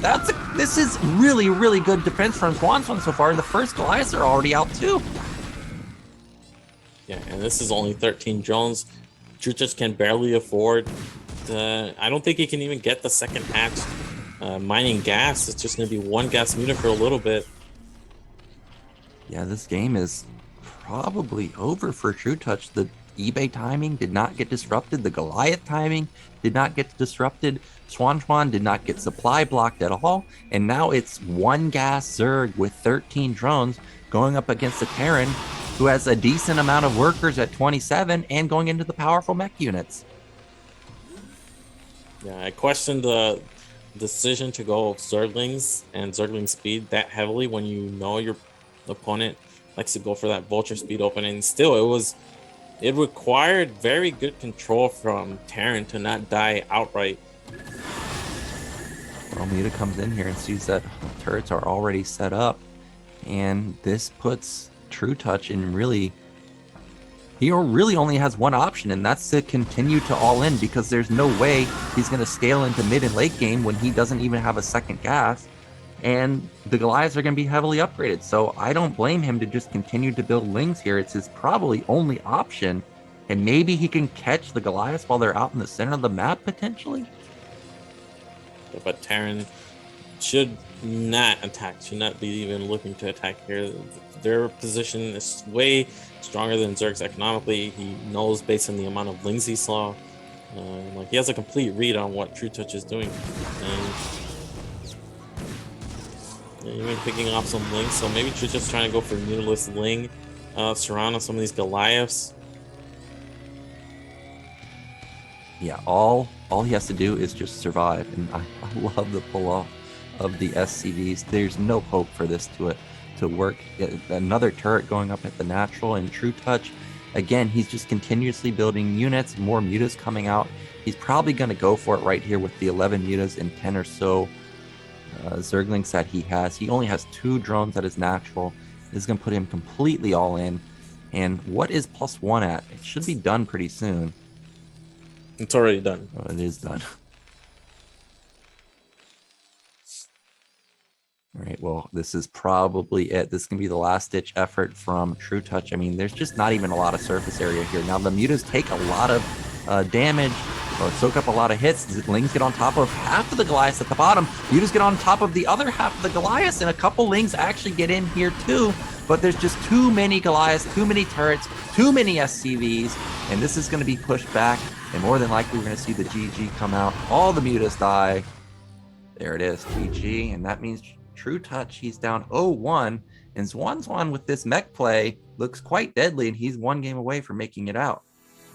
Yeah, that was very nice defense, because there's a moment where Zerg has speed and your vultures don't, and you have to have perfect control to not get surrounded, not lose those vultures, because back at home, he had nothing. He had 4 Marines, would easily die, no bunker. It really came down to the control and the scouting, of course, to see what trutaCz was doing. Yeah, and I like the move to go for the Lings from trutaCz, because a lot of the times Terrans can't control like that, and they just lose. But Zwanzwan, I guess when you play Mech every game, you've got a lot of practice against stuff like that. And even though he ran into a dead end, into those temples at the backside of his natural, he still defended it. So now all of a sudden, all-in options from trutaCz are very limited. Like the only one that's left really is like a Hydra Bust or a Hydra Lurker. So I don't even think Zwanzwan needs to worry about early pool, doesn't need to worry about speedlings, because clearly that's not going to work. And now trutaCz, I don't know, maybe he's just going to go back into the Hydra Queen. He had some success with that, but Zwanzwan had the answer to that on Eclipse too. You know, we'll see. trutaCz really with his back against the wall, head to head. I think it's overall he's like 1 win versus 5 losses. So yeah, he's really got to come up with something. Yeah, and it's not a good feeling when you like you go into the game and you know what this guy's gonna do. He's gonna 5-pack me, and to know it's coming and still lose, that's like the worst feeling ever, because you know that he's just outright better. Like the only game that has not been Mech has been an 8-Rax, I think, and I mean sometimes you just get caught by an 8-Rax. So trutaCz, he's gonna need to channel some inner strength here, because Zwanzwan looking very deadly, especially in this matchup, especially with this build. Luckily for trutaCz, it's his pick, so I keep talking that Revolver's in the map pool, but it's actually not. And I'm looking at what we have left. I guess we could see Eclipse again, but trutaCz isn't somebody that like abuses some of the build order advantages on that map, like 9-4 into 3 hatch, and like straight ultras. I'm not sure if we're going to see that. I think we'll probably see Good Night again. I think Butter, actually. Butter? Oh, look at that call right there. So we are going to see Butter. This is the last chance for trutaCz. He must win here. Otherwise, he's eliminated.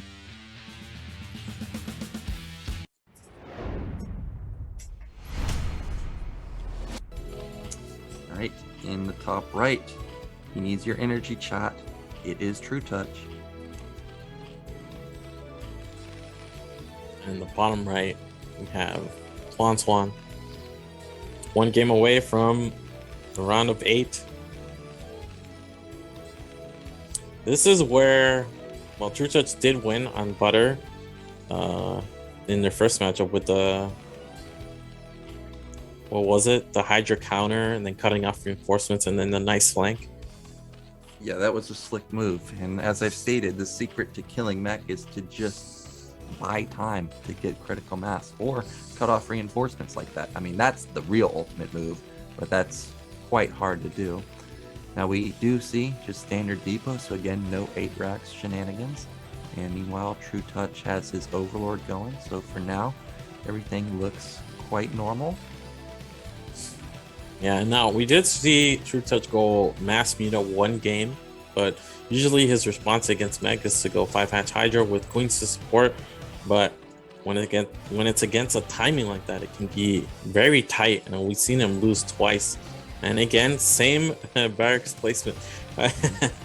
I think it's peculiar. I like to see this. You just know this guy is doing the same build every game. He already has the Rax placement planned out. Everything looks the same. Yeah, I mean, it's a great placement because if you get like 4 pooled or something, well, your Rax is right there. The Marines pop out right next to your SCVs. In fact, you can drill onto the gas and your Marine be safe. And then you can build the depot right next to the Rax, which puts, you know, all of your key buildings right next to each other, build a bunker, defend all of them. I mean, if I go Mech, for sure, I'm going to start thinking about putting my buildings in this position because this is quite genius, actually, and quite effective too.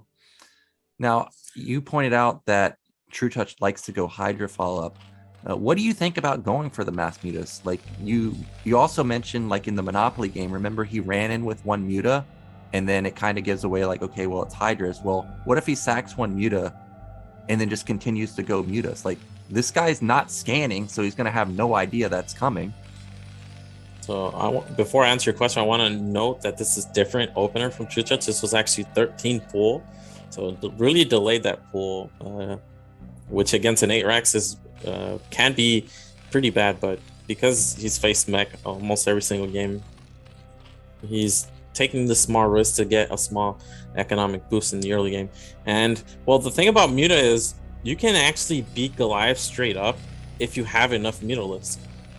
And if Zerg goes 3 gas muta and never stops making muta lists, they can just overwhelm your Goliath count.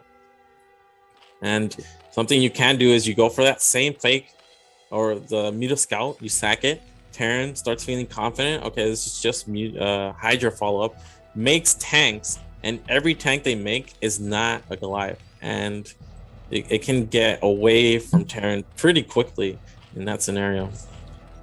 Yeah, it is true that mutas can definitely overrun a Terran because for a long time, until players got more efficient with their 5-hatch and drone saturation, really the only time I was losing with that build when it initially came out was to mass mutas. Like for some reason, even though it doesn't seem like it, mutas are surprisingly strong versus Goliaths. Now we have the command center follow-up. Again, there's the add-on, so it's going to be speed again. There's the armory, everything exactly the same, sunken timing exactly the same, and the vulture's just going to hang out and make sure there's no speedlings coming across. All right, so one difference from trutaCz is he's actually going 2nd gas before 3rd hatch. Oh, we actually have a link countering. This is annoying, denying that command center from being made. This to me means trutaCz it's actually going to go mutas this time. It's not going to be just 4.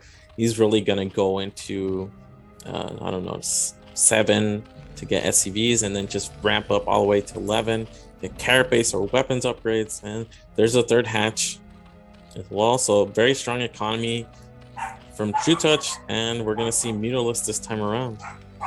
Well, if trutaCz does go into the mass muta play, he needs to at least show that Hydrogen at the natural that he's done every single game so far, because if you don't show it, a Terran that is paying attention will notice subtle differences like that. So I hope to at least see the Hydrogen get built regardless of whether he goes into Hydras or not. For now, you can see the Hydrogen's not there, so already Terran might be thinking something. And if you remember from the earlier game, Vultures got behind the mineral line here and did a ton of damage there. So trutaCz has to be paying attention to once these Vultures start moving. Looks like they're about ready. Yep, they want to go in, and remember, there's that entryway into the backside. There's a Ling on hold position right there, but it still gets taken down. 1 drone's going to fall. 2 drones maybe going to fall. 2 or 3. And also something to point out is there's no speed, so this has to be mutas. Yep, and they're the first mutas coming up. Can they get 1 more drone? Looks like 1 more drone went down there at the very end. Yep, and now I would say the gig is up. Zwanzwan knows that this should be pure muta. There's a lot of reasons for it. The no hydrogen, the no speed. Yeah, I think now you just go into pure Goliath, and Terran will be in a great position. The turret timing, look how great that timing is. Just in the nick of time, it completes. And now trutaCz needs to transition, but his econ is already shot because he lost 4 drones. And he's still mining gas. That 4th hatch has gone down. There's the mutal count growing. We didn't get the mutalist diving in. You know, sometimes Zergs, they just ignore the turret and Goliath fire so they can snipe some SCVs with the first 7 mutalists. We didn't even see that. So in terms of economy, Terran is way ahead here. Well, there's the 11 mutas. You can see that he has a couple of Goliaths at his matchbook, a couple of Goliaths in his main. Maybe a slightly exposed factory, but that's it. I mean, there's really not a good angle for Zerg to attack. He catches 2 Goliaths right there, maybe 3, but he's going to take a lot of damage on his mutas. However, I guess the Goliath count is not that high, and if you look at the backside of that mineral line, there are no turrets there. He is going to not commit, though, and he is just going to run away, so he trades like 3 mutas for like 4 or 5 Goliaths. Now, that's a definitely worthwhile trade there. Yep, and he's pulling off gas so he can get the extra macro hatcheries down. Looks like he's going to go reroute to the net. It's only 8 mutalists now, but still enough to one-shot those SCVs. Again, the Goliath count, for some reason, is actually super low.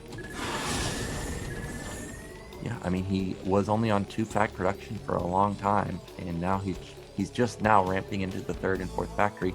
And actually, trutaCz this time around is, well, he's still going to continue to transition into Hydras. I thought he may commit all in into Mutalists, but not the case. He's already got weapons going for his Hydras. He's already got Hydrogen done. And he hasn't shown any Hydras. That's a key thing. So for now, Zwanzwan's just going to think that this is all in Mutas.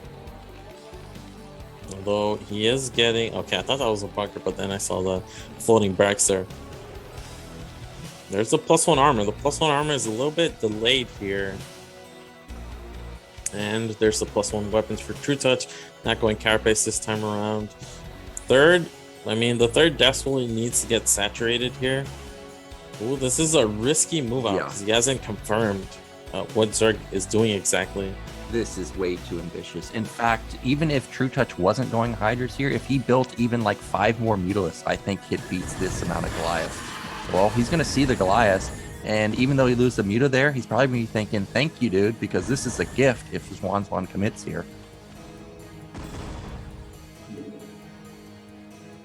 Oh, it looks like he's just going to get a couple of Mutas that over and retreat. And correct call by him, because he definitely would have gotten eaten up if he had gotten any further. Yeah, nice call to turn around. +1 armor is about halfway done, so he definitely doesn't want to move out onto the map until that completes. He may even catch another Muta. He does, and he's now synced up with the rest of his army. The first tank is already out, and the fact that the Mutas are so low in numbers, he knows that this is a Hydra transition. He doesn't have to worry about pumping out more Goliaths to deal with the Muta count. Yeah, and one key difference is in the other games where we saw this opener, trutaCz in this scenario was able to get a 5th hatch and queens, but we don't have any queens in sight, so he's really just making Hydralists off 4 hatcheries. Well, +1 weapon not done for Zerg just yet. This one Vulture already has 2 kills. A menace for being such a weak or fragile unit running into Hydras and Mutalists. 2 tanks are out, not that scary, but he has so much supporting cast that I don't really think the tank count is the big issue here. More Vultures going to try and run by, but not going to have success this time around. There finally is the 5th hatch, but again, the drone saturation at this 3rd really low. And it's not like he has queens that are about to have 150 energy here. It's just Hydras. Yeah, and the armor is going to negate the +1 weapon that the Hydras already have. And Zwanzwan is not someone that is content with 5 factories. He's going all in, baby. He's got 6 factories here. He's got 47 SCVs. It's perfect on 2 bases. There's the Academy, but again, no comsat at 11 minutes. So again, lurkers would have been devastating. He's moving out though, and it may have caught trutaCz in a transition. No, maybe not. He's still continuing to build the Hydras. Yep, and here we go. I wonder if he's just gonna go counter and try to buy time, because I'm not really sure how he can engage this. Maybe he comes from the top side, gets a nice flank. Yeah, I think he has to at least act like he's going to go for a counter. But this time around, it's 130 supply. I think base trade is the only way you win this game, and that's exactly what he's going for. He's moving in for the kill. Oh, maybe he's not. We don't know what he's doing actually just yet. I think he's got to go for the kill. Okay, and that's exactly what he's going to do. But there's a lot of mines set up. There's not a lot of anti-air, but luckily for Zwanzwan, there's not a lot of Mutalisk. The Hydras are taking a decent amount of damage. They have not eaten a mine just yet. That's great. They take down those mines. Haven't lost very many Hydralisks just yet. But meanwhile, the natural is already dead for trutaCz. There's so much here. Yeah, having to remake the Hydra Den. And at any point, Terran doesn't even have to go into the main. They could just go directly for that third base. Okay, well, this is about, well, it's already been awkward, but it's about to get super awkward because Hydras are coming in. There's command center died at the natural. Factories are going to start falling, and one of them has an add-on, so tank count's going to be extremely low. SCVs are trying to help. The Sim City is kind of okay for Terran. There's like not a lot of area for the Hydras to get through, but that's a move command from Terran into a ton of Hydras and a ton of sunken. And look at supply now, Seriosity. It's 85 to 85 you know with what sunken defense. You know what trutaCz should do? He should only be making Mutalisk here. Yeah. There's not that many Goliaths left over. Yeah, and actually, I think trutaCz has done it. He's about to kill a lot of the factories. The Sunkens are buying a lot of time, and there's nothing here for Zwanzwan. This base trade ended up working out for trutaCz, and he's going to take this game. Well, maybe. It's not over just yet, because we have to start thinking about if this is a true base trade scenario, like buildings, like trutaCz could be eliminated simply because he doesn't have any buildings. Here comes a massive Hydra attack, the clutch repair onto the tanks, and those Hydras are very bottled up. But I think there's just too much defense for trutaCz right now. The Sunken's buying again so much time, and he still has a ton of Hydralisks. There are only 4 Goliaths, and trutaCz has 600 gas. I really feel like if he makes 6 Mutalisks, he can win this game. I think so too. Does he realize it though? Is the question. I think it doesn't matter at this point because Terran just has too little. Oh, okay. Well, if he loses the Spire, he can't mute a switch anymore. He's still making Hydralisks. I feel like he's missing an opportunity. Although he is gonna counter here. He did remake a Hydra Den at his third, but he's losing his main. Well, I can tell you one thing. If Zwanzwan wants to legitimately base trade, he better freaking lift something off because he can't even build anything. He has 69 minerals. He's going to be eliminated. Well, main is dead for trutaCz, but I mean, Terran's main is also dead. Spire's about to get killed here. I mean, Zwanzwan knows about top left. He knows that even killing all of these buildings, he could be eliminated simply. Okay, there he goes. He finally lifts off the command center. He needs to float something. But I don't think he can actually get to the third base anymore. It's impossible. The army's too strong from Zerg. Yeah, and trutaCz is slowly adding more and more Hydralisks from this third base. There's only 4 drones mining to the third base. If there was a bigger army for... Oh, he got Burrow. Are you serious? Oh my gosh. Whoa, okay. He's not getting past that. Can you trigger? Oh, that would have been hilarious. That would have been absolutely... All right, so this is complete bait here. This is bait. Here we go. Hello. Hello.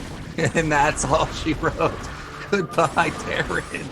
And we've got a series on our hand. What an epic game right there. A base trade. Don't see that often. And now trutaCz has tied it up 1-1. Oh, but now it's going to be Zwanzwan's pick. And you know what was key there? Those 4 Mutalisks actually picking off the back tanks. And really good utilization of them because those Mutalisks basically couldn't have done anything as valuable as what they did. And it really worked out for him, the base trade. I was kind of looking at like, even if he kills, like maybe it's not enough, but it was the correct call there, and nice job by trutaCz bringing it back 1-1. Yeah, and Zwanzwan is under preparing for counterattacks like that. Both times we've seen him get counterattacked, sure he laid mines and sure he went into siege mode, but in a lot of Flash's games, he talks about you need to wall off completely, like buy as much time as possible, because if they counterattack you, they're all the way across the map. It takes them a long time to get back. And sure, mines are great, you know, 1 or 2 tanks is great, but you need more Sim City versus a legit base trade like that. So something to think about for Zwanzwan going into game 3. Again, his map pick though, we have Monopoly, Turbine, Good Night, Ascension, and Eclipse left over. And I think we're probably going to see Eclipse again, because that's just such a good Terran map in my opinion, especially for Mech, if you can get to late game. Well, and we just saw trutaCz win, but I definitely felt like he was behind for the majority of that game. So I wouldn't, like, if you're Terran and the games open up favorably and you just keep doing the same build, why not repeat it? Yeah, I mean, that's what I'm thinking too. Don't change something that's not broken, right? Or don't fix something that's not broken. That's the expression. And there's Eclipse. So this is it, guys. This is the final game of the day. Winner here is going to go into a round of 8. Loser, unfortunately, going to be eliminated. So let's find out who's it going to be.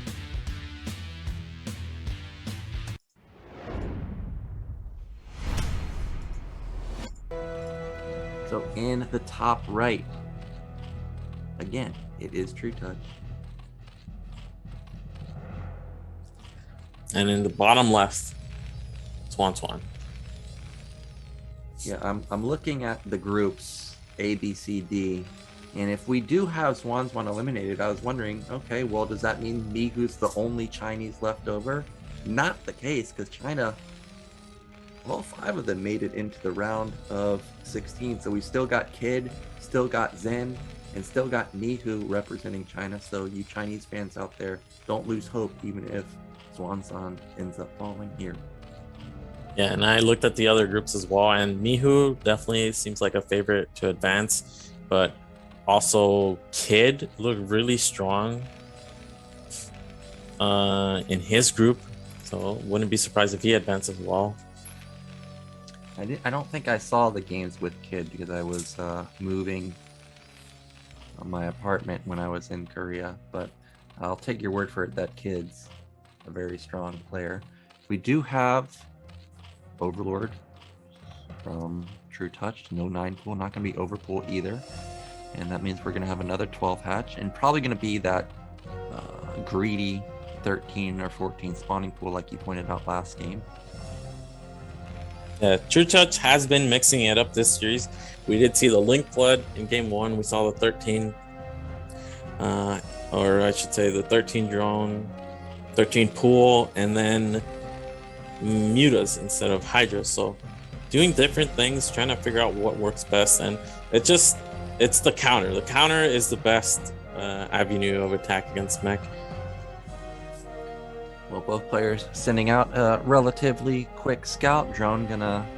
I mean, do we even need to scout versus this guy? We know what he's doing. It's either an 8 racks, and if it was an 8 racks, bunker's already going up. So I feel like we don't need, like, what are we looking for here? It's like, okay, we're going to see the gas and we're going to leave, because that's just what this guy does every game. Yep, and there's the 13 pool, but no gas right after. So it's going to be 3 hatch. And the drone isn't blocking. Of course it's not. Oh, that's a heartbreaker there. So Terran's going to come in here and see, okay, no gas. So it's going to be 3 hatch. Wonder if this will trigger any deviation at all from our Terran player.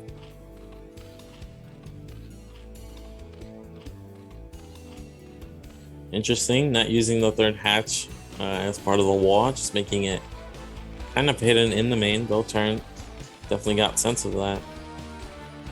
Now, if you're a trutaCz, are you going lair or are you just going hydrogen here?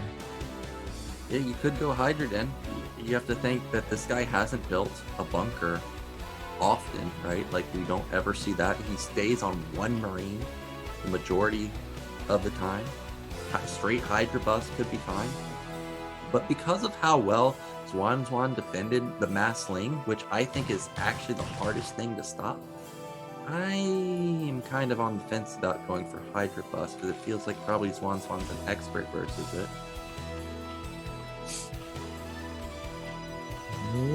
Looks like we're just going into lair. Nope. Uh-oh. Okay, this is gonna be the bust. Now here's the thing. Had Zwanzwan not scouted, I would have said this is probably a trutaCz win because he's gonna expect 2 hatch. This 3rd hatch is hidden. He's not gonna get any sense that this is 3 hatch. But because he scouted the late gas, I feel like he's gonna be suspecting something. But so far, nothing. Like he's gotta go mines here, right? He can't go speed. Yeah. What? Okay, well, this is the first time he goes for mines, and I asked the question, will he deviate at all? And he apparently has this up his sleeve. This is going to be the first time he goes mines. This is obviously the first time trutaCz has gone for 3 hatch. The hatch in the main went unscouted too. You can see that Zwanzwan's looking for it. He knows it's somewhere. What he doesn't know is that it's actually just still in trutaCz's base. And here's the transfer. More vultures being rallied. And these are just to get good mine placements. There's the armory. Oh 4th hatch even. I've never seen this. Well, I don't think I've ever seen this either, unless it's from one of my games versus Tai 2 maybe. This looks like a Tai 2 build. You're gonna have 4 hatch on 2 bases with an evolution chamber. So there is apparently a transition after this bust. And this is gonna be interesting. Like I said, I don't think I've ever seen this. And mines are okay versus Hydras, but because it's 2 players, Overlord's already across the map. Like you can't put mines there because obviously they're gonna get spotted. Now, trutaCz, he built a couple Hydras at the nat. If the Vulture had poked in right there, the gig would already be up. So trutaCz needs to be careful about mistakes like that. You know what? He could just not attack here. Well, that's true, he could, but... This is a rally Goliath. Okay, that looks like a Nyoken rally right there. 100% he told it to not rally, yet sometimes the rallies just don't go through. And luckily the Goliath gets away with its life. It forces a bunker up, and it's gonna force tanks. So this could be a good mind game to just show Hydras and then not attack. Kind of play like it's ZVP, like show Hydras like, hey man, I got Hydras, you better build cannons, but not actually commit to anything. Because if you think about it, his drone saturation is really strong. He's gonna have +1 at a good timing, and he's taking a 3rd at a good timing as well. So yeah, go ahead. Yeah, Terran's not gonna attack because Terran's blind. They're not gonna think like, oh, you're not attacking me, so I'm gonna go attack right now. That does not go through Terran's head. Terran's thinking like, okay, if I survive here, I'm in a good position. But unbeknownst to him, actually, he might be down workers if trutaCz does a drone cycle right here, and he's going into 5 hatch.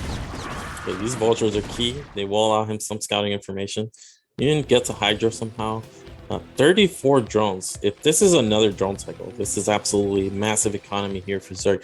And then behind this, they could just make non-stop Hydras. And one of the things I was thinking about is investing into queens. Really eats into your production of Hydralisks. One of the ways to defend 5-fact is just to make non-stop Hydras and always threaten the counter, the flank.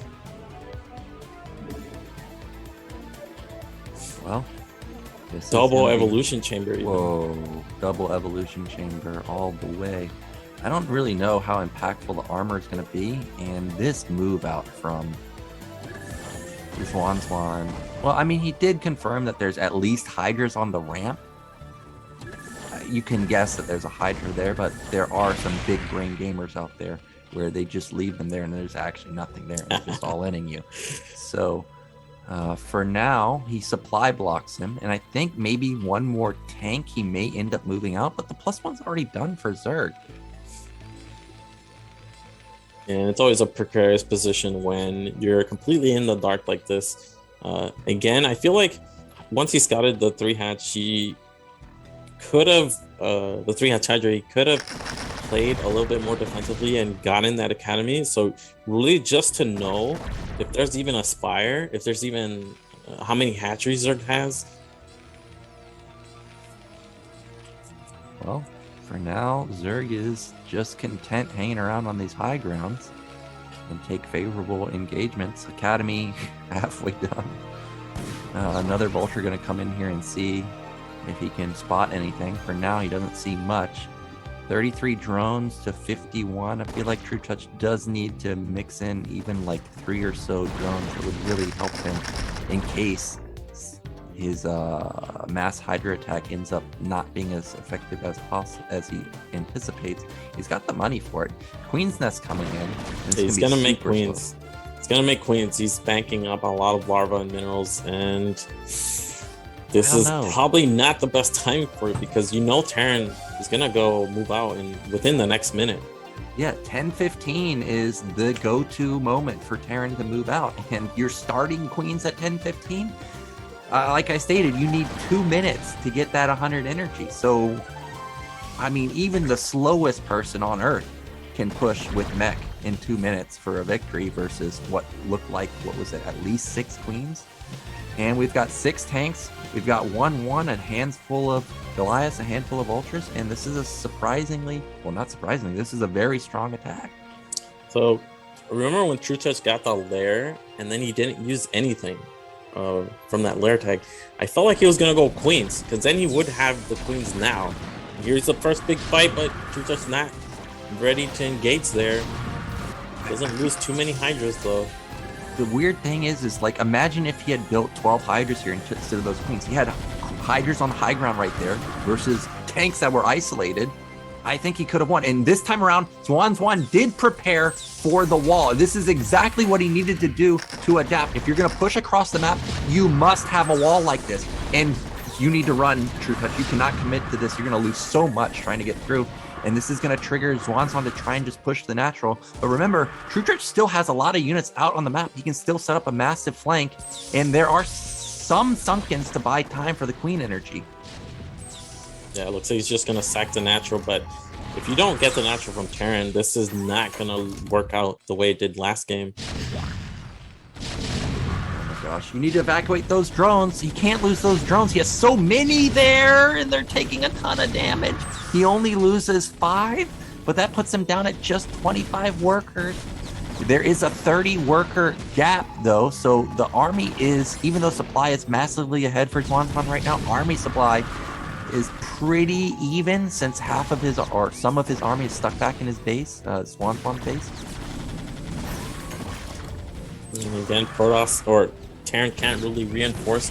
There's 1 queen for every tank here, so the potential to clean this all up is there for trutaCz. Unfortunately, he lost the natural, and he can't really fight to contest that.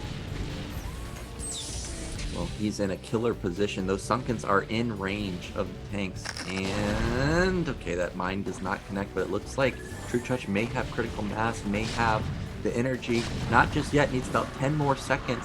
But Zwanzwan's not able to reinforce. I think this army is going to get eaten up, but regardless, he has done a ton of damage, and now Vultures are into the drone line. Yeah, and the Hydras can't really walk up to defend them. The Queens have enough energy, though. He needs to pop them. Oh, this was an anti-timing. Like, he's going to kill the tanks, but the tanks already got off a lot of shots onto those Hydras in the back. Look, almost all the Hydras are already dead. Supplies have plummeted for trutaCz. He's down to 45. He has 19 workers. There's 1 queen, but there's like 7 more tanks behind it. And this is looking like Zwanzwan just going to push the victory. I still don't even know. Yeah, Goliaths are in the main just wreaking havoc on everything. Oh man, the anti-timing with the Hydra engagement, the Queen's just, like you said, just too late here. And trutaCz taps out. Yeah, he taps out, and I thought that his positioning with the flank and the queens was okay, but you can see queens just take so much time to build up the energy. And as I stated, Terran 5-fact 1-1 timing, it's at 10:15 if you nail everything. Like that's the go move. So for him to build queens at 10 minutes seemed like a big blunder. I'm sure trutaCz watches that game, he'll think like, man, I should have built hydras here. But sometimes that's just what happens. But you got to give credit to Zwanzwan here. He has a build, he's perfected it, and he executed it quite well. And he ends up taking down one of the favorites to win all of BSL. Yep, and that means that Dandy and Zwanzwan, 2 Terrans advancing into the round of 8. trutaCz unfortunate there. He was really close though. I felt like in some of the games he lost in this series and the previous one, definitely had a chance to pull out a victory, but just not enough. The build wasn't, I mean, he did win once with it, but just, you saw the Terran reacted accordingly. Like last game I lost to a counter, this time there's no way that's going to work again. And then you're going to have to combat directly against my army. And it didn't work this time for trutaCz, and that's just sometimes how it goes. And nice job by Zwanzwan today, advancing out of this pretty tough group. Yeah, this really was like a death group. Like what I said, we have 2 BSL champs, Dandy and trutaCz, and trutaCz has won like 4 BSLs. So he's no joke. So for him to be eliminated is a bit of a shocker here. And Zwanzwan, who not even familiar with, makes it out. And we do have a Chinese representative going through it. Of course, 2 Terrans, as you stated. And if we look at the remaining groups, I mean, Gypsy's still in there, Mihu's still in there. There's a chance we get 4 Terrans into the round of 8. And tomorrow's group is going to be Group B. As I stated, we've got the big Gyp. He's going to be going up against Kid, who you said is pretty strong. But our first match is going to be Boa versus Gosudark. And Gosudark already beat Oyaji, who's no slouch, obviously.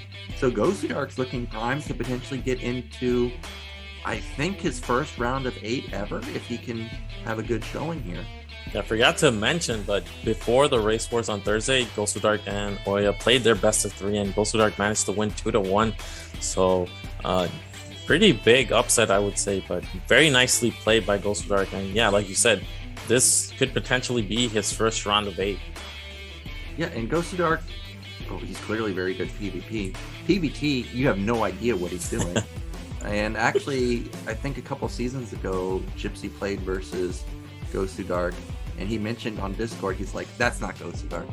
That's somebody else. So apparently, even Gypsy was impressed by Gosudark in that particular series. And then a few seasons ago, way back, Gosudark was like literally seconds from killing trutaCz, but trutaCz had clutch defense. So his PvZ is pretty good too. So there's a real shot that he might actually make it into the round of 8 for the first time.